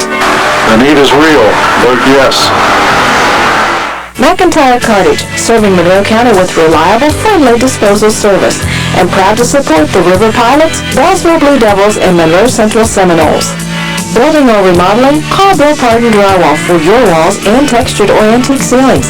With 13 years experience, Bill can give your home the expert look you want. The main objective of the Monroe County Care Center is to provide home-like, intimate, quality, continuous care and professional services in a rural, well-established nursing facility. Woodsville Orthopedic and Sports Rehabilitation Center offers outpatient treatments to a wide variety of injuries. For details about rehab or our sports clinic, call 472-9869. It's time to visit D&L Sales in Graysville, the alternative energy shop for gas inserts, mantles, freestanding gas stoves, and wood-burning stoves. D&L Sales. Let Swiss Lands Realty in Woodsville to help you find what you need in a home, commercial property, farm, or just land. Swiss Lands Realty is located 7 miles east of Woodsville on State Route 78. Students in the Switzerland of Ohio School District need your help. They deserve a quality education in a safe, comfortable, modern environment. The need is real. Vote yes. Sparky Septic Service and Portable Toilet Rental, providing vacuum service for Eastern Ohio and the Northern Panhandle. And Sparky rents portable toilets for any occasion or event. The members of the Woodsville Eagles are proud to support our Monroe County football teams. We wish you safety on the football field and success throughout the school year. This announcement sponsored through the generosity of Ormet Corporation, a proud part of Monroe County and the Ohio Valley since 1958. Hi, everybody, and welcome back to a great football game. David Bloomquist here with Jeff Stevens, 7-0 Monroe Central on top as they look to spoil Beallsville's been in an undefeated season and possibly a playoff berth in Division 6. Jeff, really, the first half we were talking about it, and other than 3 turnovers by Monroe Central, they've got to be happy with the way they've played, especially the hitting. The hitting by both teams has been tremendous. Well, even though Monroe Central, I'm sure, is very thrilled to be ahead 7-0, you can't be real thrilled with the turnovers. You kind of wonder where you could have been if you not turned the ball over. As we indicated at the time, one of the turnovers was the same as a punt or a long pass play. But still, the possibility of getting on the board again, and Beallsville, not able to capitalize on those turnovers. They didn't turn the ball over. I'm not sure if they had more than a penalty or so in the first half, but they just couldn't move the ball with any consistency. We were talking about the 2 big guns in this game, Eric Kramer, Colby Street. Colby Street so far has been shut down, Kramer has not. Right, Colby Street really had more success as a receiver than he did a passer, as he made 2 catches early in the game on trick plays, but as a passer, just 4 of 16 for 29 yards. Beallsville just unofficially 9 yards net rushing as a team. That's unbelievable. Well, Kramer 109 yards rushing, and Monroe Central with 179 yards as a team. And Monroe Central controlled the line of scrimmage.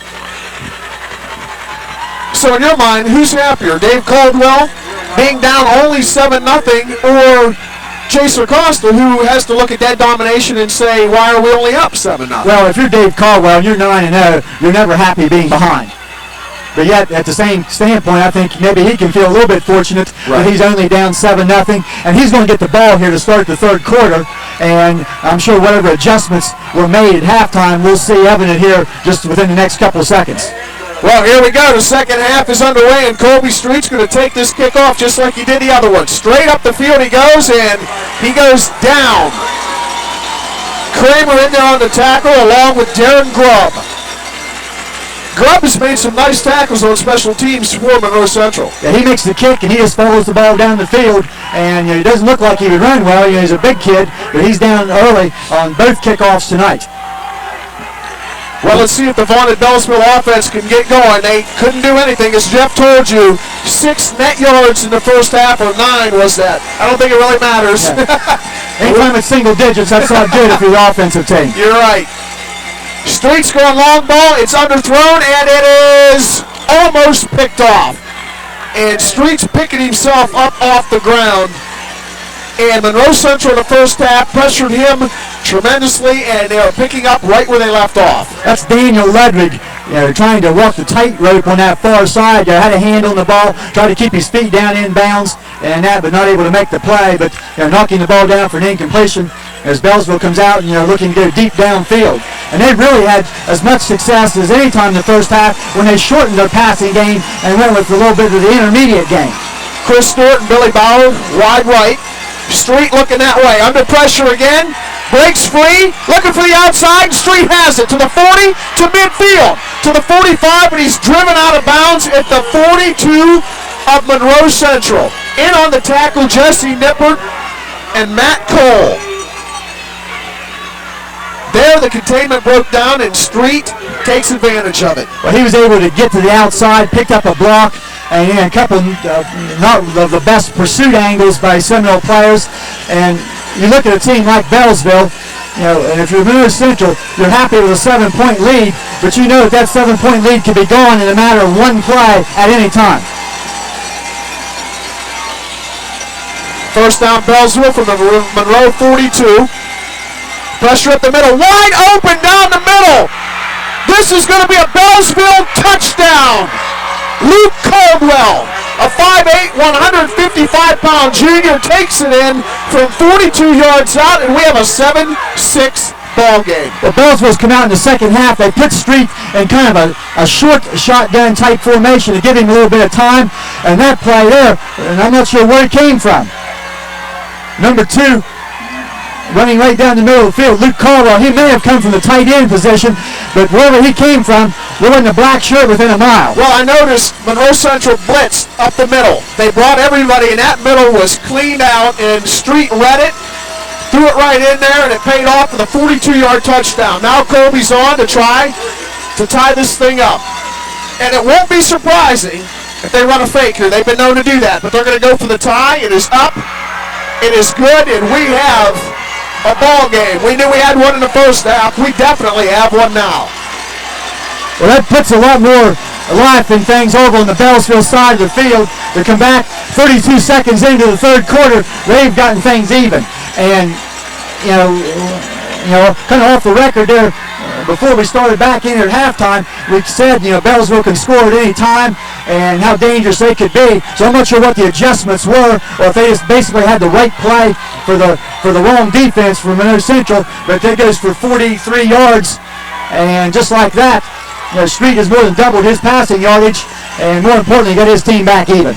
Well, I think you hit the nail on the head there. I think it was the right play call for the type of defensive play that Monroe Central put in, because like I said, they brought everybody up that middle. Middle was wide open, and Street found his mark.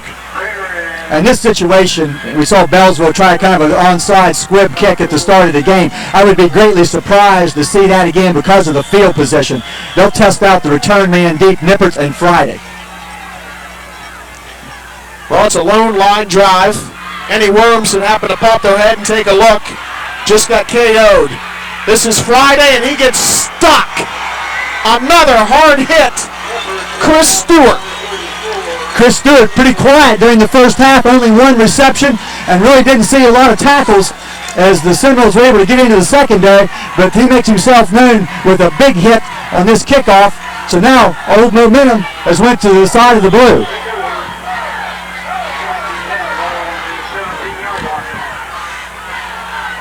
Seven ball game, 11:19 to go, third quarter. Monroe Central takes over at their own 17.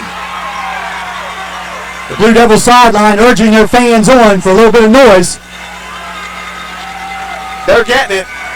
This whole stadium's been loud. At times, I can't even hear myself up here. Eric Kramer on the call. He's going to get about 7. So the people out there watching this game, if it sounds like I'm screaming, I am. My throat hurts. It's hard to hear ourselves up here. But if you remember last year in the press box over at Beallsville, we were up against a little problem as far as hearing ourselves too. And that was the PA speaker that was right by our ear. On top of us. Hey, I don't mind screaming if it's over crowd noise. That just shows a lot of energy and enthusiasm by the fans. This is gut check time for Monroe Central now with getting up the score that quick. Well, they keep it on the ground, and they're going to pick up a first down. That's Daniel Ludwig, the ball carrier. Steve Limley on the tackle. And we talked about how many tackles Street has made. Limley's made quite a few also from his secondary position. First and 10 on the 33-yard line. Monroe Central coming out after the score. 2 plays, first down, as they need to put some positive yardage together and not give the ball back to the Beallsville offense any sooner than necessary. First down and 10 from the 33. The handoff is up the middle, and that time the defensive line for Beallsville gets the job done. You know, it's really a stable of runners from Monroe Central. Ludwig, Jones, and Kramer. All 3 can hurt you big time. Defensively, that time looked like number 71, which would be Clay. That's one of the few times the defensive lineman for Beallsville has come up with a tackle in this game so far, too, Jeff. Looked like the linebacker Street also, and he's one of Beallsville's leading tacklers. And as I said, he's been relatively quiet defensively in the first half. Second down and 7 from the 36. They keep it on the ground. They give it to Kramer, and he's going down. Was it a fumble? And he doesn't have the football. The 4th turnover for the Seminoles, and they are really, really asking for trouble now. Looks like number 65, that's Mike Malott on top of the football. And as you said, 4 turnovers for Monroe Central.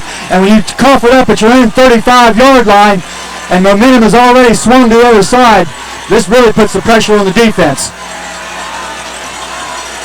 Well, here come the Blue Devils, 7-7 game. Monroe Central's 3rd fumble. They've also thrown an interception. Almost a bad snap, pressure right up the middle. Street steps up, and he's going to take off again. No, he's going to throw it. It was a laser over the middle. We have a late flag, and this one could be pass interference. We have pass interference down the field. And boy, from our vantage point, it's hard to tell, but Street was very, very close to the line of scrimmage when he threw the ball. We'll wait for the officials to sort all this out.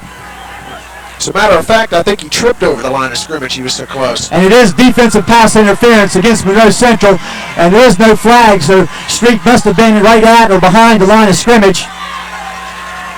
Well, I think on the replay you'll see that the line of scrimmage is about the 30, what is it, about 36, 35, and I think his foot was either right behind it or right on it.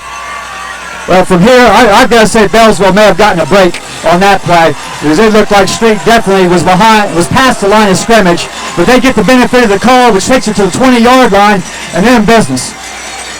First down and 10 from the Monroe Central 20. Street in the shotgun. Looking sidelines. He's got Chris Stewart. Stewart turns it upfield. Stewart inside the Seminoles 10.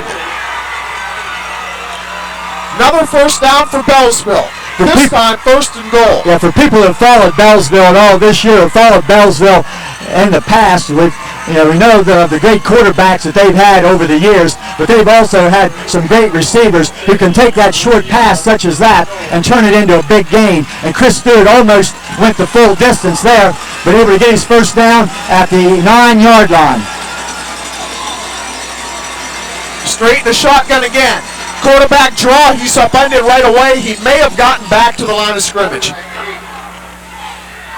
Not able to see who all the tacklers were on that play. Which in a quarterback draw has kind of become the in play around the Valley, I think, this year. I think maybe Coach Snively down at River started something a few weeks back there with Mike Garrick. I think so, because Garrick single-handedly almost beat Martin Sperry running that play. They couldn't stop him. Second down and 9. He did get back to the line of scrimmage, and he gained 1. From the shotgun again. This time he's going to try to run it around end. Straight still on his feet. Inside the 5. Going to bring up 3rd and goal. Well, Beallsville very dangerous down here, even though they've not run the ball very well during the first 2.5 quarters of this game, but down this close, you just can't assume that they're going to pass the football. Street running the ball a couple times himself, just inside the 5, now 3rd down. And you're in position when you have a kicker such as Beallsville does, that if this play doesn't work, then Dave Caldwell's going to have to make a decision. 3rd down and 5. 7-7 football game. Street going to the air, has a receiver. Billy Bauer can't hang on. Jesse Nippert with the defense. Well, now it's decision time. You're 4th down, just inside the 5. Do you try the field goal and try to get the lead, or do you go for it with the thoughts you can at least put Monroe Central in the hole? I think the decision has been made. It appears that Colby Street will try a field goal.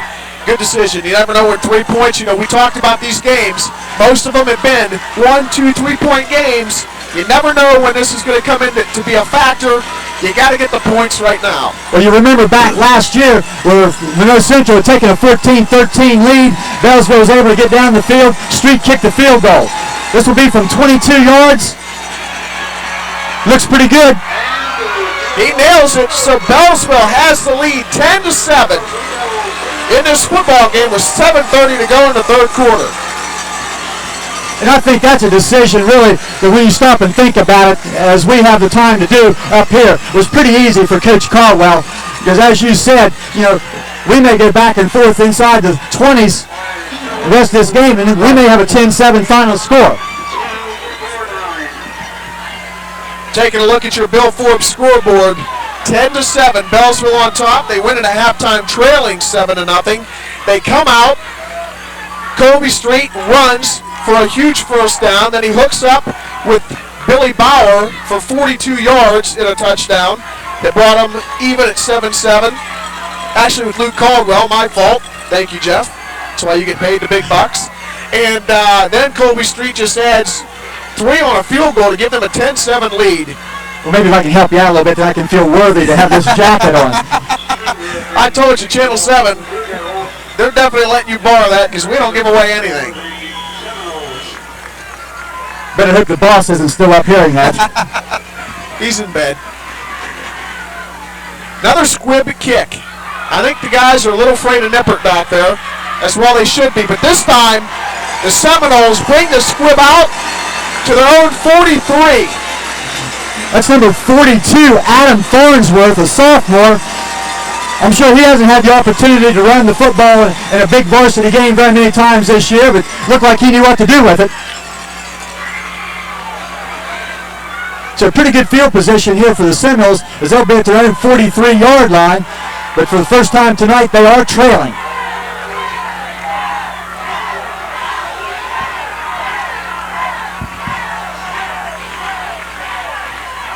They keep it on the ground, pick up about 5. Well, if Beallsville can win this football game, obviously they go 10-0. They go to the playoffs in Division 6, Region 23, but they also extend their series lead in this series to 20 wins against 17 losses and 3 ties in what is the 40th game. Obviously, if Monroe Central wins, then they inch 1 game closer to evening up this series. It started in 1958.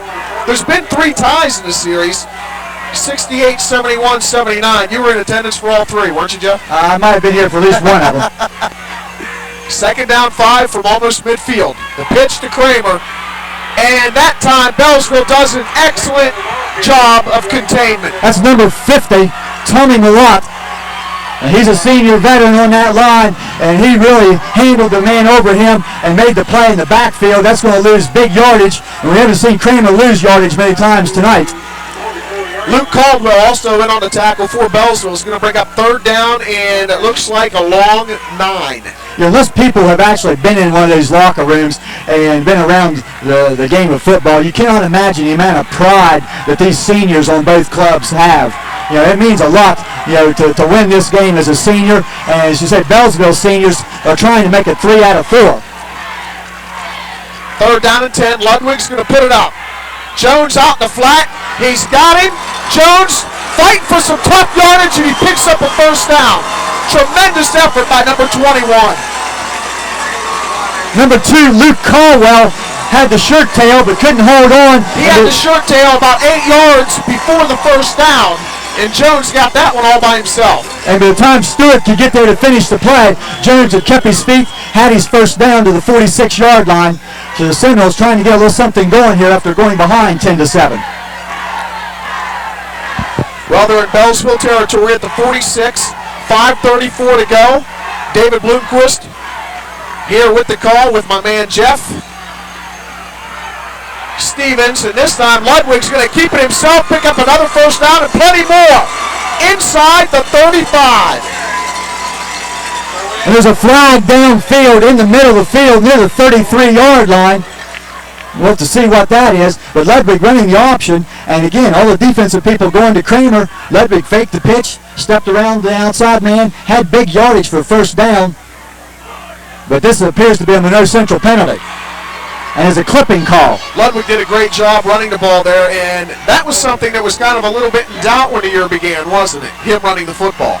Yeah, he really early in the season didn't run the football a lot. I think, from confidence standpoint on his part and just getting a feel for the game. But as the season has progressed, and I believe it was Fort Fry game, middle of the season, he had a huge offensive game running the football, and that's just been one more weapon to go in the backfield with 3 other pretty good runners. Yeah, I was going to say, like they needed another weapon. Well, that nullifies a huge gain by Mr. Ludwig as the guys in stripes march it back. And that's 15 yards from the point of the penalty, which was downfield at about the 34-yard line. So that takes it back to the 49. So it's first down again. And how many times do you see a 1st and 13 out in the middle of the field? Not very often. Ludwig from the shotgun.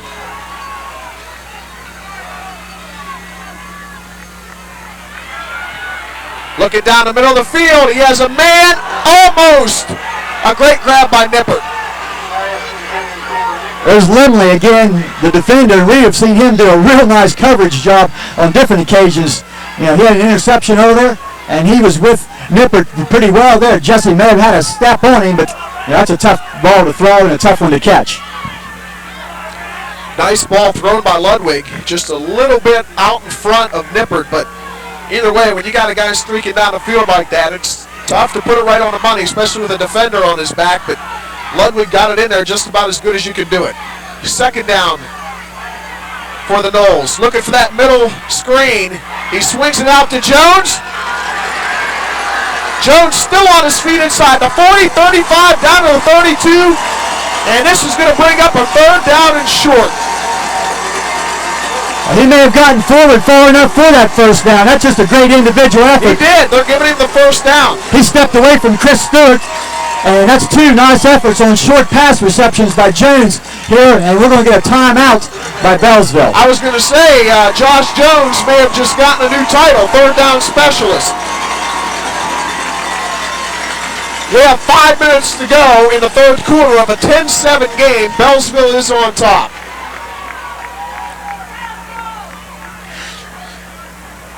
Again, Coach Caldwell's out defensively talking to his people, and I think one thing he's going to talk about is how that back can slide out in the flat for that little screen and not have a defender out there with it. The Seminoles have been able to overcome a penalty on this drive and have themselves in a pretty good situation now at the 32-yard line.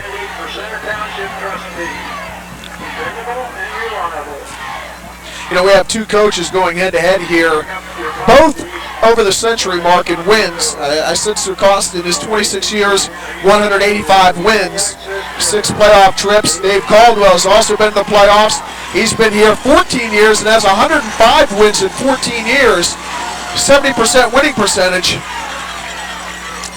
Well, Beallsville turns out a winning football program, and over 500 record just almost every year. You have to go back a long way. Beallsville's had one losing record the last 21 years. That is an incredible stat. First down and 10. They give it to the horse. Number 33 is going to get about 3 or 4.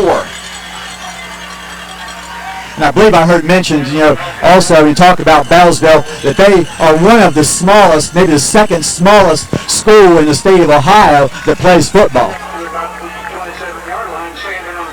And usually no more than 25, 28 kids. And that almost didn't happen this year, as everybody knows. Nobody thought Beallsville High School was even going to be around this year, but they did persevere, and they have a 9-0 team looking to go 10-0. Second down and 5. Ludwig's going to put it up. He's got a receiver out in the flat. Great coverage, but it's still a first down. Out there for the Blue Devils, it looks like number 34, Steve Lemley. That's Nippert on the reception from Monroe Central. Just a short out. Nothing real fancy about it, but able to get the first down. They're trailing by 3 points. Monroe Central's put together a nice drive, and they're down at the red zone at the 20-yard line.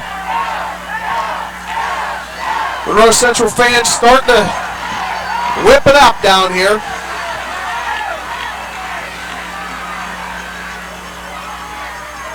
They give it to the horse. Kramer may have gotten into the end zone if it wasn't for a shoestring tackle by Malott.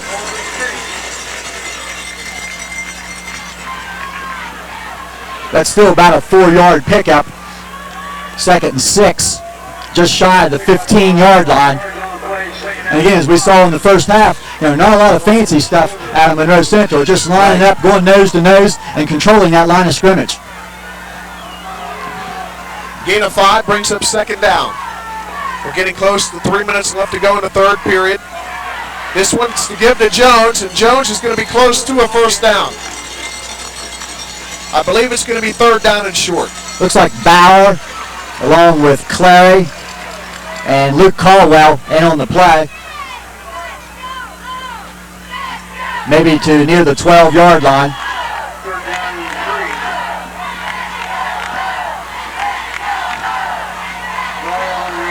And I think you're talking definite 4-down territory for Monroe Central. Well, you said it earlier, Kramer has not attempted a field goal. So if they don't get it here, I don't know if Jay would attempt a field goal. I'm sure with his backs, he would have to think he can get 3 yards in 2 tries. Ludwig's going to keep it. Ludwig's going to get a lot more than 3 yards. He's got a touchdown. Well, he's not going to have to worry about that decision. Nope. Ludwig able to get outside after faking it to the inside, using that speed to get outside. 12-yard touchdown run. Monroe Central responds and retakes the lead. 2 minutes, 32 seconds remaining in the third quarter. Kramer's on to attempt the extra point. Going to try to make it a 4-point lead for the Seminoles. Great job by the right side of the Seminole offensive line. And that one's blocked. And how pivotal could that be? Now we have a 3-point lead. That was Caldwell that got in there to block it. And now that field goal is looming real big right now. Well, that gives Beallsville life as far as knowing that they drive down and stall out, that they have that opportunity if they get close enough to tie the game. Just a lot of penetration right in the middle of the line, and couldn't tell for sure. It may have been Caldwell getting through there, getting a hand on it. 2:32, you see the clock. Third quarter, 13-10 Monroe Central here at Woodsfield. In a great football game. Yeah, that's look at that 13-10 on the Bill Forbes scoreboard. Got to remember Bill. You need a car, go see Bill. You need a truck, go see Bill. You need anything that rolls on 4 tires, go see Bill.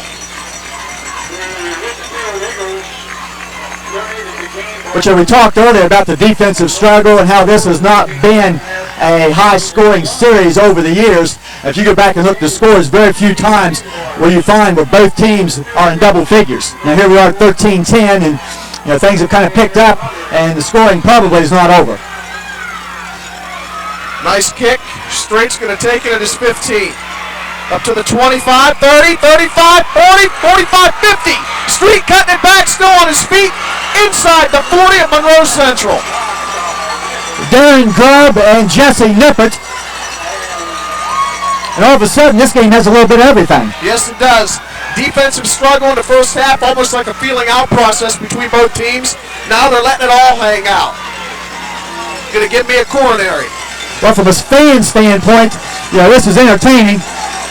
I guess from a coach's standpoint, gut-wrenching. Coronary.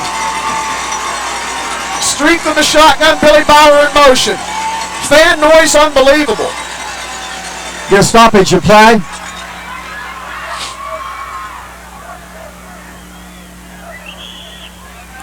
Monroe Central's taking a timeout. Well, I thought there for a second, defensive coordinator Pat Singleton either wanted a timeout or he was checking in at linebacker. I'm not sure which. As intense as he is, I'm sure it was the latter. He probably wants to go out there and I mentioned somebody. I mentioned earlier about both these head coaches and having assistants that have been with them for quite some time over in the Beallsville side of the field. Vic Wallace has been with Dave Caldwell for several years, and on the Monroe Central sideline, Jay Sarcosta has been blessed to have a couple of former players, and Pat Singleton and Dave Sherman, along with Greg Shoemaker on his staff. Coach Singleton's been with him for several years, as has Coach Sherman, and I guess when you have former players come back and serve as assistants, if nothing more, that means you've been around quite a long time. Yes, it does. But when you can keep the same cast of characters, especially with a coaching staff, you have that stability. It really, really, really helps a program in more ways than you can even begin to talk about. Especially when you can keep a very talented crop of coaches around. We've seen Street in the shotgun the entire second half.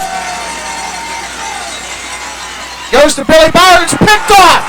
It's picked off by Kramer. And he makes his way up to the 37. That's going to be Daniel Ludwig, number 32. Excuse me again. So Beallsville stung with their first turnover.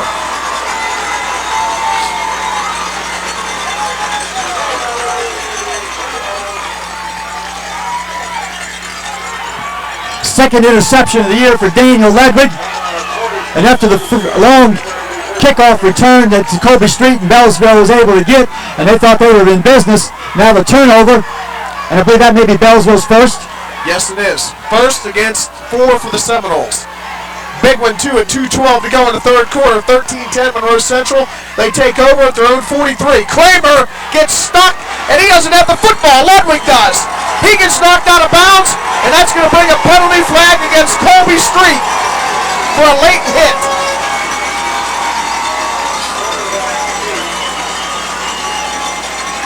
A little bit of good sportsmanship showed there. As the late hit out of bounds called on Beallsville, I think it was Street, knocking Ludwig over into the sideline, the bench. But going back, they kind of exchanged a little pat on the back. No harm meant. Just in the heat of the game, and that'll cost 15 yards to Beallsville. Well, talking with Colby Street over the years, he's a very soft-spoken guy, very good kid, and he shows it right there. He's going to make somebody an outstanding college football player, that's for sure. But that does take the ball down to the 41-yard line, and Monroe Central with that 3-point lead and hoping to extend it. They go to the horse. Kramer's running over everybody, including the official. And wow, the momentum has definitely swung over to the timeline here in Monroe Central. That's just a dive play off the left side. Tucker Roberts and Brad Demmerling, the lineman over there. And that's going to force Beallsville to take another timeout. That'll be their second that they have called here in the second half. We're 2 minutes even remaining in the third quarter. This Beallsville defense is being tested again. They don't want to burn too many of those timeouts. Well, obviously they have already, but they only have one left, and you don't know how many they're going to need if they get the ball late in the game, only down by a few. You burn 2 timeouts already, and you still have 2 minutes to go in the third quarter. I haven't covered hockey too much. I keep saying period. And that's not real good, especially when you got to burn them defensively. But at this point in time, you have to do something to stop that momentum, because you definitely don't want to go down by 19 or 20 to 10, meaning you have to score twice. And the defense, as I said, they've not been tested a lot this year, but they sure have tonight, and they sure are again.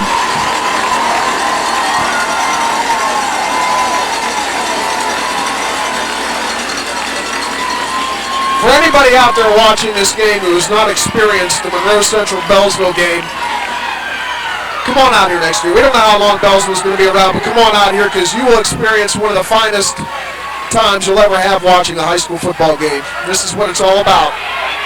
Great fans, great hard-hitting game. Doesn't matter, both schools are small schools. This is what high school football is all about right here. Well, in all due respect to the other great rivalries around, Martinsville, Bellaire, and many others, this has to rank right up there at the top. And as you said, if you've never been in attendance at one of these games, you don't know what you're missing. Well, I've been to a Martinsville, Bellaire, I've been to a Union Local Barnesville, I've been to some of these other ones. They're all great rivalries, but if I had a choice of going to any of them, it'd be this one right here. 2nd down and 7 from the 27 of Beallsville. Monroe trying to put a couple more nails in the coffin. They go to the horse. Check his back for a saddle because they're riding him. He's got to be up close to 200 yards rushing on the night, and we're not even done with the third quarter. Well, in big games, you ask your seniors to step up and carry the load, and that's what Eric Kramer has done. And let's not forget a couple of those seniors on that offensive line is helping open up the holes. Number 77, Chris Demering, number 70, Tom Jones, number 50, Eric Rose. They've stepped it up, and they're doing their share of the work also. Somebody needs to step up for Beallsville. If not, Monroe Central is going to be in the end zone. Kramer busts through, and he's down to the 11.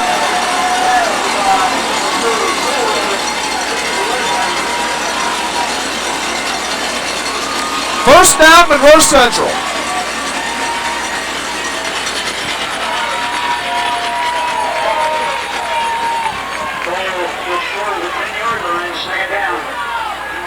I'd like to know how many people are here. I mean, I'm horrible at guessing attendance. If you take into consideration that hill over there, and 3 deep all around the field, and all the stands filled up, I would. You have any idea, Jeff? It would be a wild guess. Take one. And you're talking, probably better than 3,500 people at least. Yeah, that may not even be close. As I noticed down there, as the Seminoles get a first down on that dive, some people on the far side have taken advantage of the baseball field over there and are standing on the baseball pitcher's mound and able to see over top of the people. Hey, we just finished the third quarter. You're going to want to stick around for the fourth, I guarantee it. Your Bill Forbes scoreboard reads 13-10 Monroe Central. We'll be right back.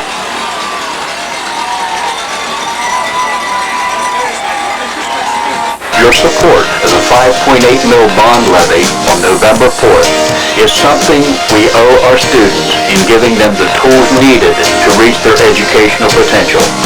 The money raised will provide major structural repairs and improvements to River High School and the elementary schools now in operation. The fulfillment of a 30-year dream of a new high school for the western half of the district will also be realized. The need is real. The time is now. This announcement sponsored through the generosity of Monroe Corporation, a proud part of Monroe County and the Ohio Valley since 1958. Come join our team and score really big at our new facility, growing to meet your financial needs. You're a winner with Woodsfield Savings Bank. The F.W. Shoemaker Insurance Agency in Woodsfield has a winning tradition for serving all of your insurance needs and wishes the best to all of our Monroe County schools. At At Woodsfield True Value, help is just around the corner with their new display of kitchen and bath cabinetry and accessories. Take advantage of big savings at Woodsfield True Value. At Respects Food Market, we're proud of all we do, and we take pride in our community, its people, and their accomplishments. Best wishes from Respects Food Markets. Dennis A. Miller Garage Doors, Sardis, Ohio. Quality garage doors, openers, and installation. 1-800-473-1989. Ormet Credit Union, sharing the American dream. Chartered in 1960, Ormet Credit Union was established by employees of Ormet Corporation and has evolved into a full-service financial institution. Ormet Credit Union provides lending services, a full range of deposit accounts and loans at low interest rates to employee groups throughout the region. Ormet Credit Union, sharing the American dream. Member NCUA, equal housing lender. Membership eligibility required. This holiday season, Blattler TV would like to remind you to shop locally first. Allow us to give you quality products and service after the sale when you shop for TVs and small and large appliances at Blattler's. Save at Woodsfield Auto Supply on Napa Motor Oil by the case, just 84 cents a quart. And Valvoline Hydraulic Oil 5-gallon buckets, 10% off. Napa, we keep America running. Enjoy the strength of a good neighbor at West Banco, your neighborhood bank in Woodsfield and Beallsville. Proud to support our schools. Sparky's Septic Service and Portable Toilet Rental, providing vacuum service for Eastern Ohio and the Northern Panhandle. And Sparky rents portable toilets for any occasion or event. The members of the Woodsfield Eagles are proud to support our Monroe County football teams. We wish you safety on the football field and success throughout the school year.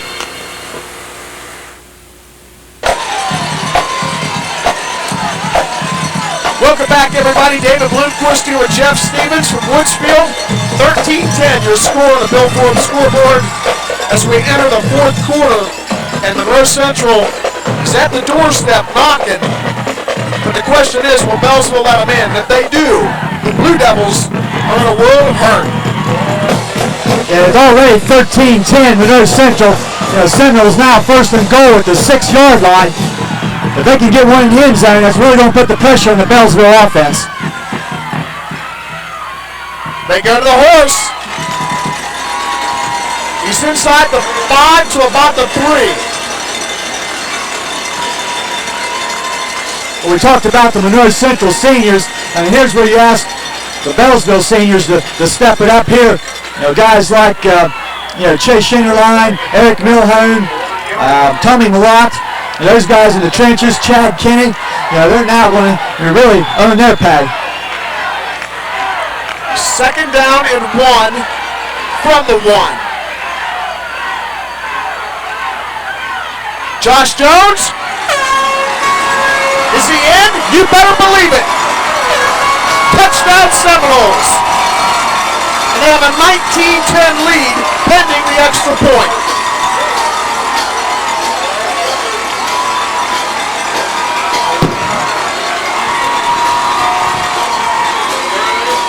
Well, Monroe Central will go for the 1 point. They'll try to extend that lead now to 10 points. I thought maybe they'd go for 2 and make it 11 and make Beallsville have to score a touchdown plus a 2-point conversion and then a field goal. But you see this, you see that quite a bit, but they opt to kick. Good decision. Kramer puts it through, 20-10, Monroe Central on top. And they are 11-18 away from ending Beallsville's perfect season. Now, we've talked about a lot of other things in this series. It's also been a series that's been dominated by the home team. The last time the visiting team won, I believe, was in 1992, and then it was Woodsfield at Beallsville. And the last time that Beallsville won on this field was 1989. And these seniors out there for Beallsville was only in 4th grade back at that time. Well, this is the kind of series that'll really tighten you up. I mean, it'll give you jitters. And especially when you're at the other team's field and you see all the home fans yelling and screaming. I mean, it can be overwhelming, and I can see why the home team definitely has a huge advantage. I mean, look around here at the stadium here. I said it was packed, and there are a ton of Blue Devils fans here, but this is a hostile environment. You know, hostile not in a bad way, but I mean a good way. And, you know, if you're Beallsville, you're walking into the middle of this, it can be overwhelming, as if Monroe Central went to Beallsville. Same thing. Well, you got to remember, these are high school kids, 17, 18 years old and younger. Well, Street fields it. He's out to the 30, and Street has a lot of room before he's finally taken down at the 37. That's Heath Wells, I believe, number 75, making that play.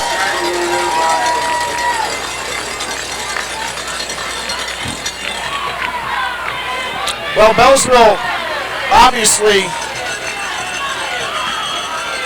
can win this thing with a touchdown.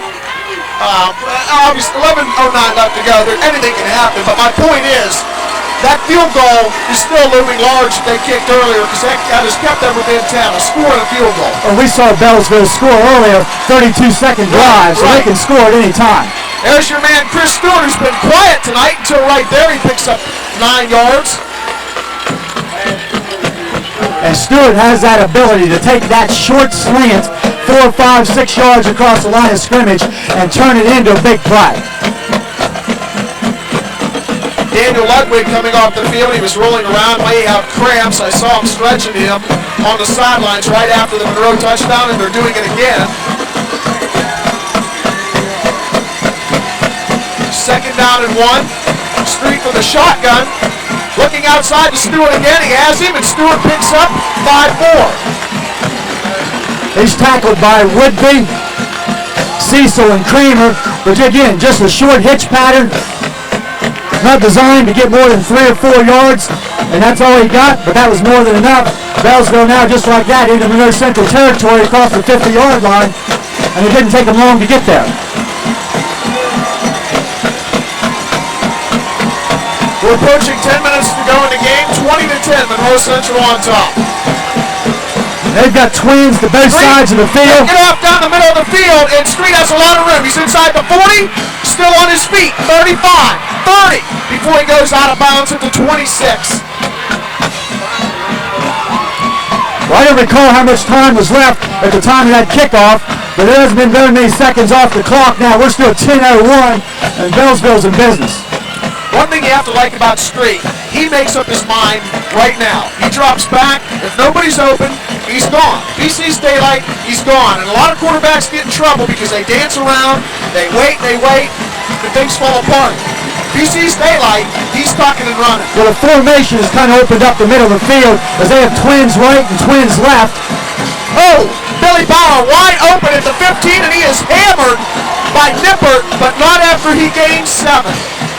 Yeah, I think as a coach, you'll take 7 yards on first down at any time. Monroe Central's taking a timeout. I don't think Jason Acosta likes the way Beallsville has moved this football down the field, seemingly at will here in the 4th quarter on this last drive. You're to the point now where it's a very comfortable night for us to stand here and talk about football, but for these young men down the field, it's very warm, and conditioning will now become a very big factor because both teams, with a lot of people going both ways, also on special teams, and now both these teams are not used to being out conditioned, and all of a sudden we're standing here screaming at each other, and it got real quiet during this timeout. Isn't it nice? My throat's hurting right now. Something fierce. Hey, it's so loud. Like right now, when a band kicks up, you think you can't hear yourself talk, so you talk louder, even though you've got a microphone right in front of your face. And we have next thing you know, you're screaming. Well, yeah, we have to talk kind of loud more to hear each other. Right. It probably seems like we're coming across real loud across your TV. I don't know about you, but my legs feel like my mouth's freezing now, but my legs feel like 2 concrete blocks. Standing this whole game up here on this rooftop, feel like a bird on top of a tree.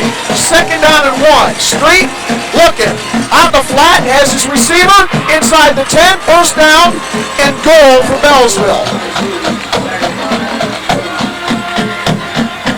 Chris Caldwell, and that was not an easy catch as that ball out to the side and having to catch the ball and turn upfield, and he's able to get the yardage needed for the 1st down.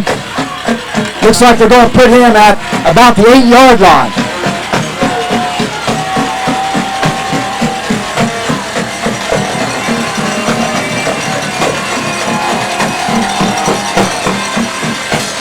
going to take it himself, waiting for a block. He fits through there, and he's down inside the 5, almost to the goal line. And you know what I was just noticing? I was looking at the back of the end zone. The officials are almost in the crowd, because the crowd is right on the back goal line. How would you like to be an official and make a bad call and have to deal with those guys standing 5 inches behind you, and if the call affects the outcome of the game, have to get through them to get out of here? It's not fun. You better hope there's a lot of help around. Street on the keeper. Is he in? Yes, he is. Yes, he is. Touchdown, Beallsville. So just like that, the Blue Devils are right back in the thick of it. 20-16, and there's still 8:45 left to go in this game, so they didn't even use up 3 minutes. I'd say that's definitely less than 3 minutes off the clock to get back in the game. And we're at the standpoint now of people going up and down this field. We talked about the defensive struggle early. And now, if anybody can make a stop defensively, they'll probably win this game. That was about a 67-yard drive in under 3 minutes off the clock. Well, Street will try to get Beallsville back within 3 points. This is a big extra point. Perfect snap. It's up. And it's good. So this is indeed a 3-point game once again. 20-17 with 8:45 to go.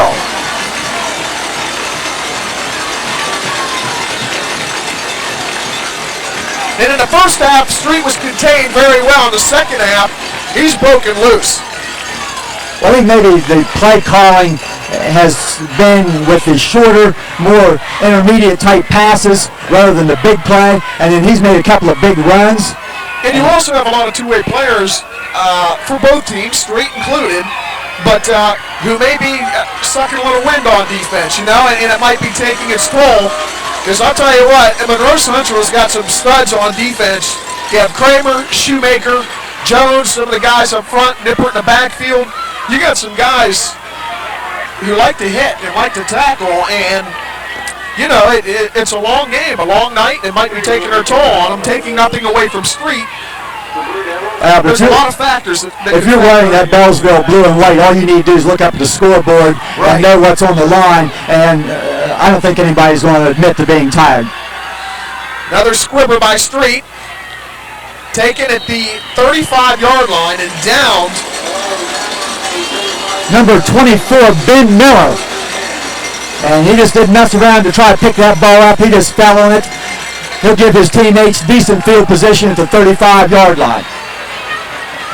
Only thing I can imagine is Dave Caldwell told Colby Street under no circumstances that you kick the ball to Jesse Nippert. Well, they have not kicked off deep at any time, and everything's been a squib kick or something along that line with no return. And now it's up to the defense. It has to do a job. 8:43 left in this football game. 20-17 Monroe Central. They're going to keep it on the ground, and there's the horse. Breaking out of the stable, first down. They've got to find a way to stop Eric Kramer. Because if they don't, he's going to chew this clock up in a hurry, and Beallsville only has one timeout left. And even though you look at the clock and think there's still a lot of time left, if Monroe Central is able to keep their ground game going, time will fly by. Even if they don't score, there's a possibility of Beallsville getting the ball back with very little time on the clock. And if the Seminoles score, Beallsville's not going to be left with much time to try to score twice.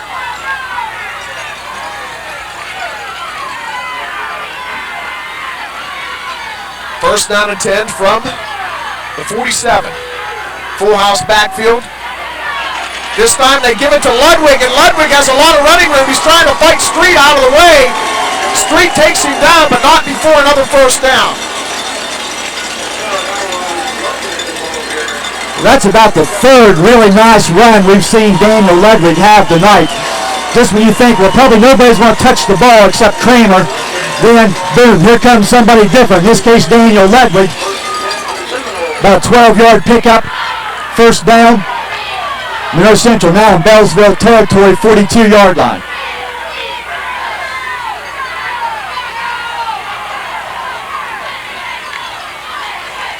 They give it to Kramer again. Kramer and Street meet head on, and I heard that one up here.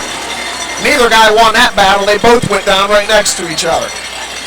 Well, that was mostly Kramer versus Street. Looked like maybe Malott was a draw. or Stewart may have had a hand on the foot, but that was mostly, senior leader against senior leader. But, about a 4-yard pickup to the 39-yard line, 2nd and 7. We're just about under 7 minutes to go in this one. Ludwig in motion.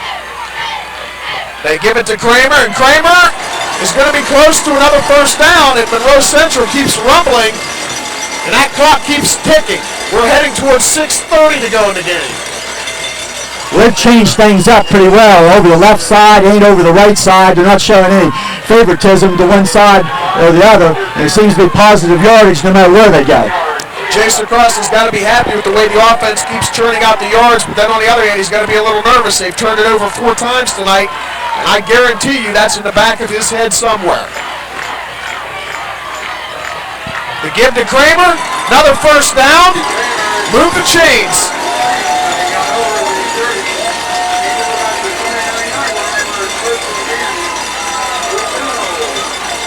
Now, if you're on the Beallsville side of the field, you think, boy, that clock is moving too fast. Monroe Central still thinking, boy, it's moving slow. Well, whatever the outcome, this goes down as just another one of the great games between Beallsville and Monroe Central. It's been outstanding. We're down to 6 minutes to go. Full house backfield, Shoemaker leading the way. Kramer getting the carry.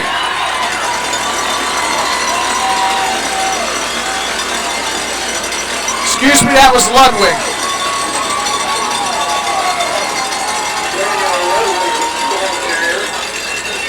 About 5 yards. They get inside the 25. Nice yardage on first down. Clock continuing to roll. As you said earlier, Beallsville can only stop that clock one more time. And they want to save that for offense. Don't want to spend it here.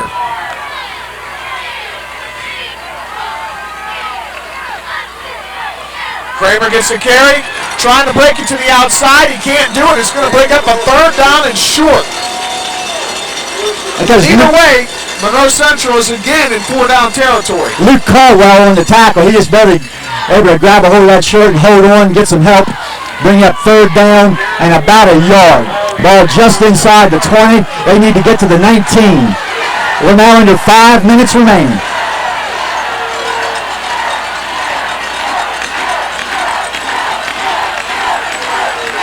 Monroe Central fans getting nuts. They're sensing it. They're feeling it. 3rd down and 1. Are they going to go to the horse? Instead, they go to Ludwig, and he picks up the first. Well, in my mind, this is the ball game right here, this series. If Monroe Central gets another first down right here, this one might be over. Beallsville's got to make a stand right now. Well, you were right the first time. That was Kramer on that carry. And he gets that tough yardage, 3 yards to the 17. I think you're exactly right. One more first down is going to put Beallsville in a hole, even if Monroe Central's not able to score any points. That field becomes longer and longer. 1st and 10 from the 18. Big hole for Kramer. He's taken down by Street on a touchdown-saving tackle inside the 10. And I was just going to say that Ludwig and Kramer look almost identical. They have the same running styles, kind of upright. Ludwig looks to be a little more elusive, but size-wise, Kramer's 6'1", 185, Ludwig's 5'11", 170. So, they're close in stature. I think there maybe at the bottom of the screen you can see Kramer's come to the sideline, and he's real tired.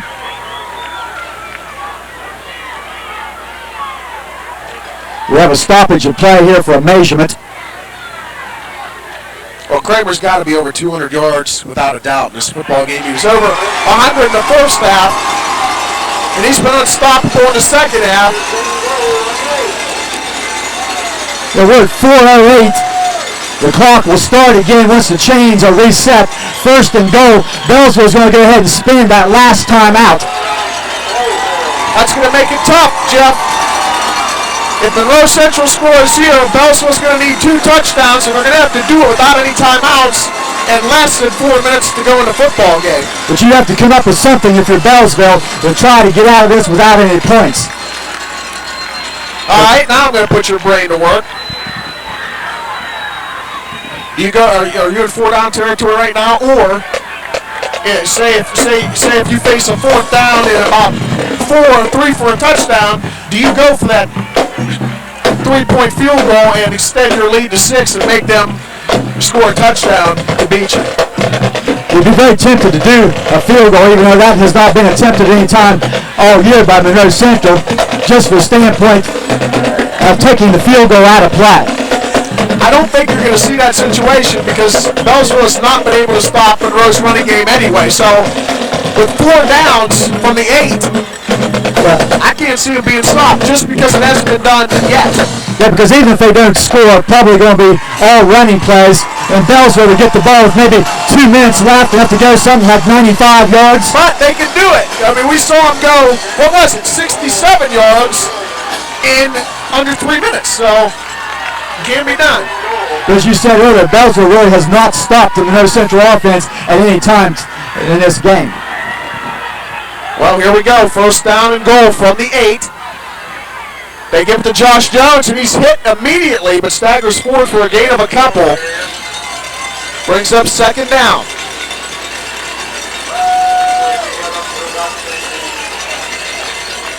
And the clock is ticking, as you can see. We are under 4 minutes to go.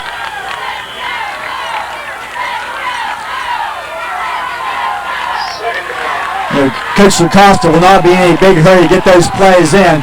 All those assistants down on the sideline, somebody's in charge of watching that clock and using as much of the 25 seconds as possible. They give it to Jones, so they fake it, and Ludwig walks into the end zone.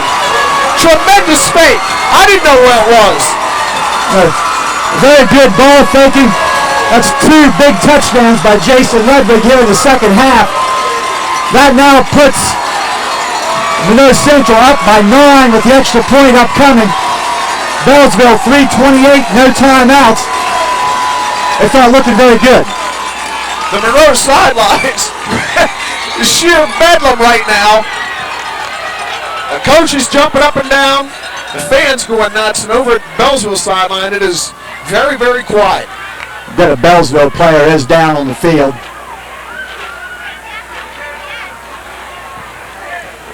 Looks like it could be Tom Malott, number 50.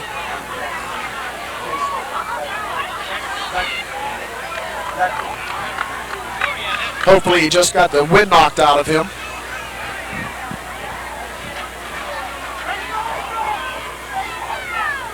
Well, Beallsville's in the position now, barring something really unusual happening. They're going to have to go home on this Friday night and check some other scores. Well, the big one was get some help. Is Frontier St. John's.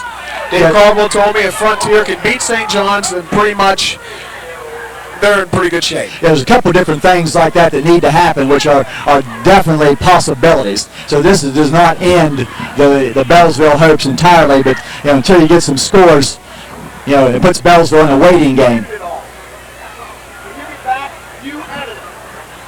Don't wait for me. Okay. Put a bunch of stuff on it. Still taking time on the field for the injured Beallsville player. That is number 50, Tommy Malott, one of their seniors. He's now on his feet.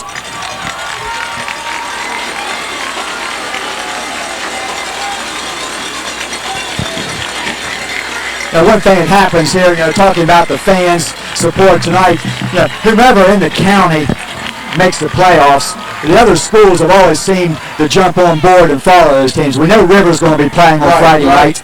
It remains to be seen whether Beallsville will be or not. And maybe a minor miracle with Monroe Central, if 6 or 8 teams get beat above them, that something might happen. Weird things have happened. It's not real likely. Well, we're waiting for Mr. Malott to make it off the field. We wish him the best of luck. And both of these teams are worthy of being in the playoffs and could definitely make some noise, but neither may get that opportunity. Eric Kramer on for the extra point, trying to make it a 10-point lead with 3:28 to go in the game.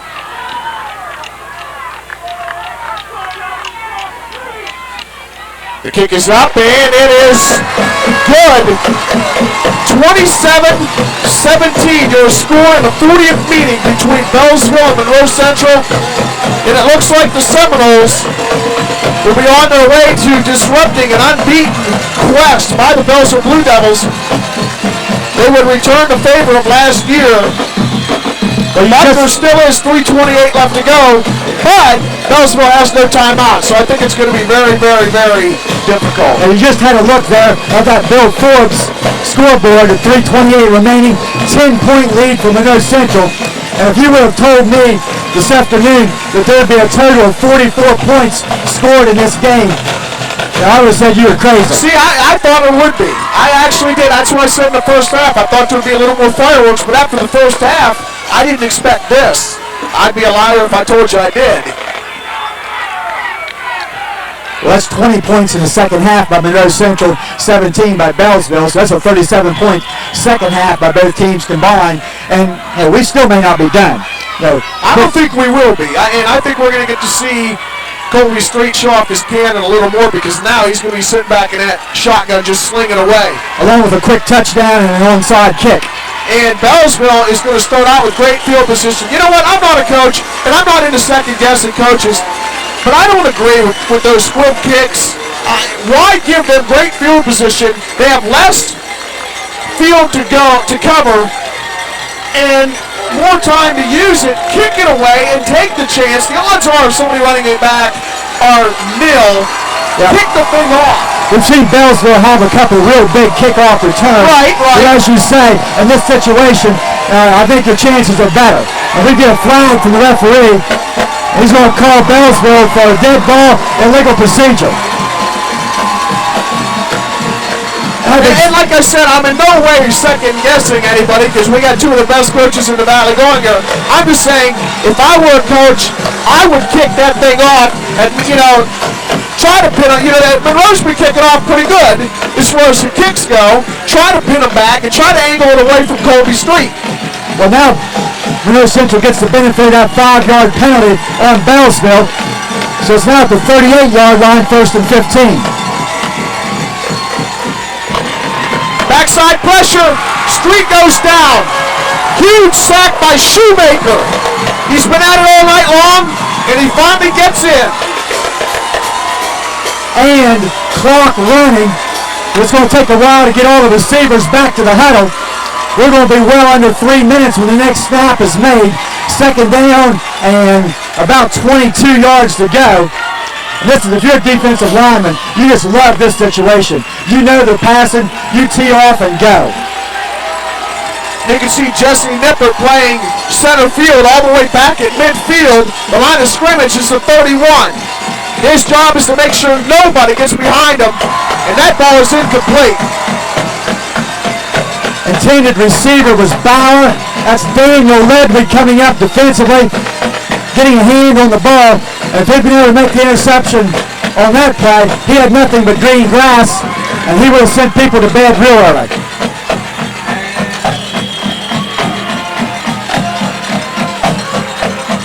That's 3rd and 22. That Beallsville. You know what? I'm really not looking forward for this game to end for 2 reasons. It's been a great game, and I don't want to go back down those steps to get out of here. Maybe you can bring a rope up or something, just lower you over the side. Oh, man, I'd rather jump. Oh! Shoemaker gets in again and just kills Colby Street. He laid him out chest high. And that stops the clock with 2:29 left in this football game and a 4th down and 22. And that would hurt way up here.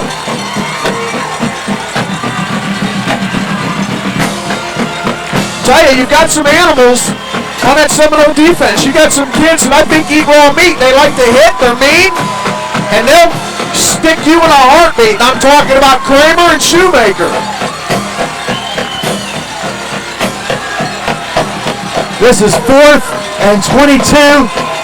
The whole ball game and maybe the whole Beallsville season rides on this play. Well, they got to get to the Monroe Central 46 for a 1st down. And here comes everybody again. And it's almost picked off, and that's going to be your football game. Stewart was the intended receiver. Justin Friday was the defender. Monroe Central is going to take over now at the 31-yard line. Beallsville, no timeouts. And if I had to pick a player of the game, obviously Eric Kramer would be up there, but I think I would give the award to everybody on that Monroe Central defensive line because they have been in there from the snap in Colby Street's face. If Street had more time to throw, I think he would be almost unstoppable, but this defense is not giving him any time whatsoever. And not to totally dominated the Beallsville offensive line. That he's had to be in on so many plays defensively, and that takes a lot out of you also.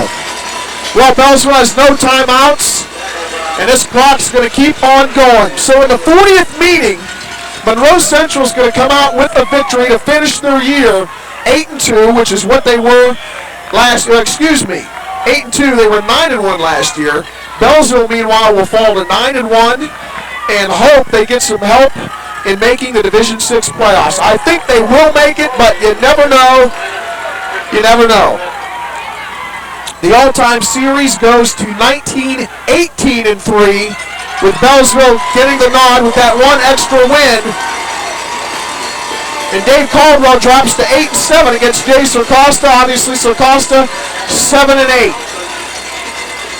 Kramer able to get to the 22-yard line, third down and a yard to go. We're at 1:25, clock running. If the Seminoles get this first down, then I think you'll see a mass exodus toward the parking lot.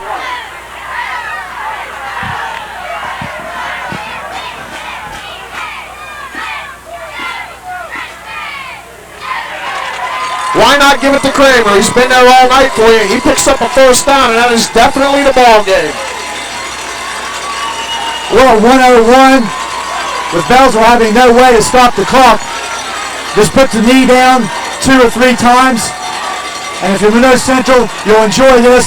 And if you're Beallsville, you think what may have been. Getting back to these steps, you know, when I came up here, it's my first time on top of the press box here. For all you people out there who have never been to this press box, you've got to climb a set of steps that are there's probably about, 25 steps. It's real long and high. And that's not the bad part. The bad part is that they creak and snap like you're going to fall through them at any moment the whole way up. That's not reassuring, and they're steep, so you're a good 15, 20 feet off the ground. I looked down below me to see what I'd land on in case I went through, and it's all cement and brick. Like I said, maybe that rope over the side would be a good idea. You know, I'm halfway thinking about latching onto one of these electrical wires and just sliding down. I just don't know which one's live and which one isn't. If I wasn't worried about splinters, I'd go right down the pole. Well, Ludwig just going to a knee, and that does it, and everybody's going to run onto this football field. Monroe Central finishes out their season with a huge win over rival Beallsville, 27-17 on the Bill Phillips scoreboard. This has been a wonderful football game. Your final thoughts, Jeff? Well, as we said coming in, you know, it was an exact role reversal of a year ago where Monroe Central was looking for an undefeated season. They went to Beallsville, came up short. This year, Beallsville coming to Monroe Central, needing to win to be 10-0, not getting it. Now you can see out there, once the game's over, helmets are off, handshakes all the way around, great sportsmanship, and that's what a great rivalry is all about. Go out there, hit hard, and work hard during the game, but now, these kids are friends. Several of them are related to one another, and it's all over. Monroe Central will enjoy it. For Jeff Stevens, I'm David Bloomquist, your final once again on the Bill Phillips scoreboard. 27-17 in the 40th meeting between these two rivals. One more time, the all-time series now stands at 19-18-3. Beallsville still holds that slim lead. We'll see you later.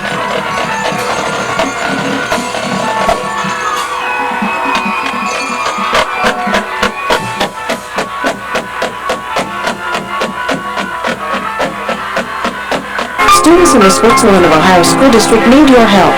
They deserve a quality education in a safe, comfortable, modern environment. The need is real. Vote yes. Raymond Petty Ashland Distributor, your local source for diesel fuel, gasoline, propane, kerosene, and heating oil. 224 Center Street, Woodsville, 472-1636. The Citizens National Bank of Woodsville and Sardis, your home-owned, independent, full-service bank. Member FDIC. Students in the Switzerland of Ohio School District need your help. They deserve a quality education in a safe, comfortable environment. The need is real. Vote yes. Come join our team and score really big at our new facility, growing to meet your financial needs. You're a winner with Woodsfield Savings Bank. The F.W. Shoemaker Insurance Agency in Woodsfield has a winning tradition for serving all of your insurance needs and wishes the best to all of our Monroe County schools. Sparky's Septic Service and Portable Toilet Rental, providing vacuum service for Eastern Ohio and the Northern Panhandle. And Sparky rents portable toilets for any occasion or event.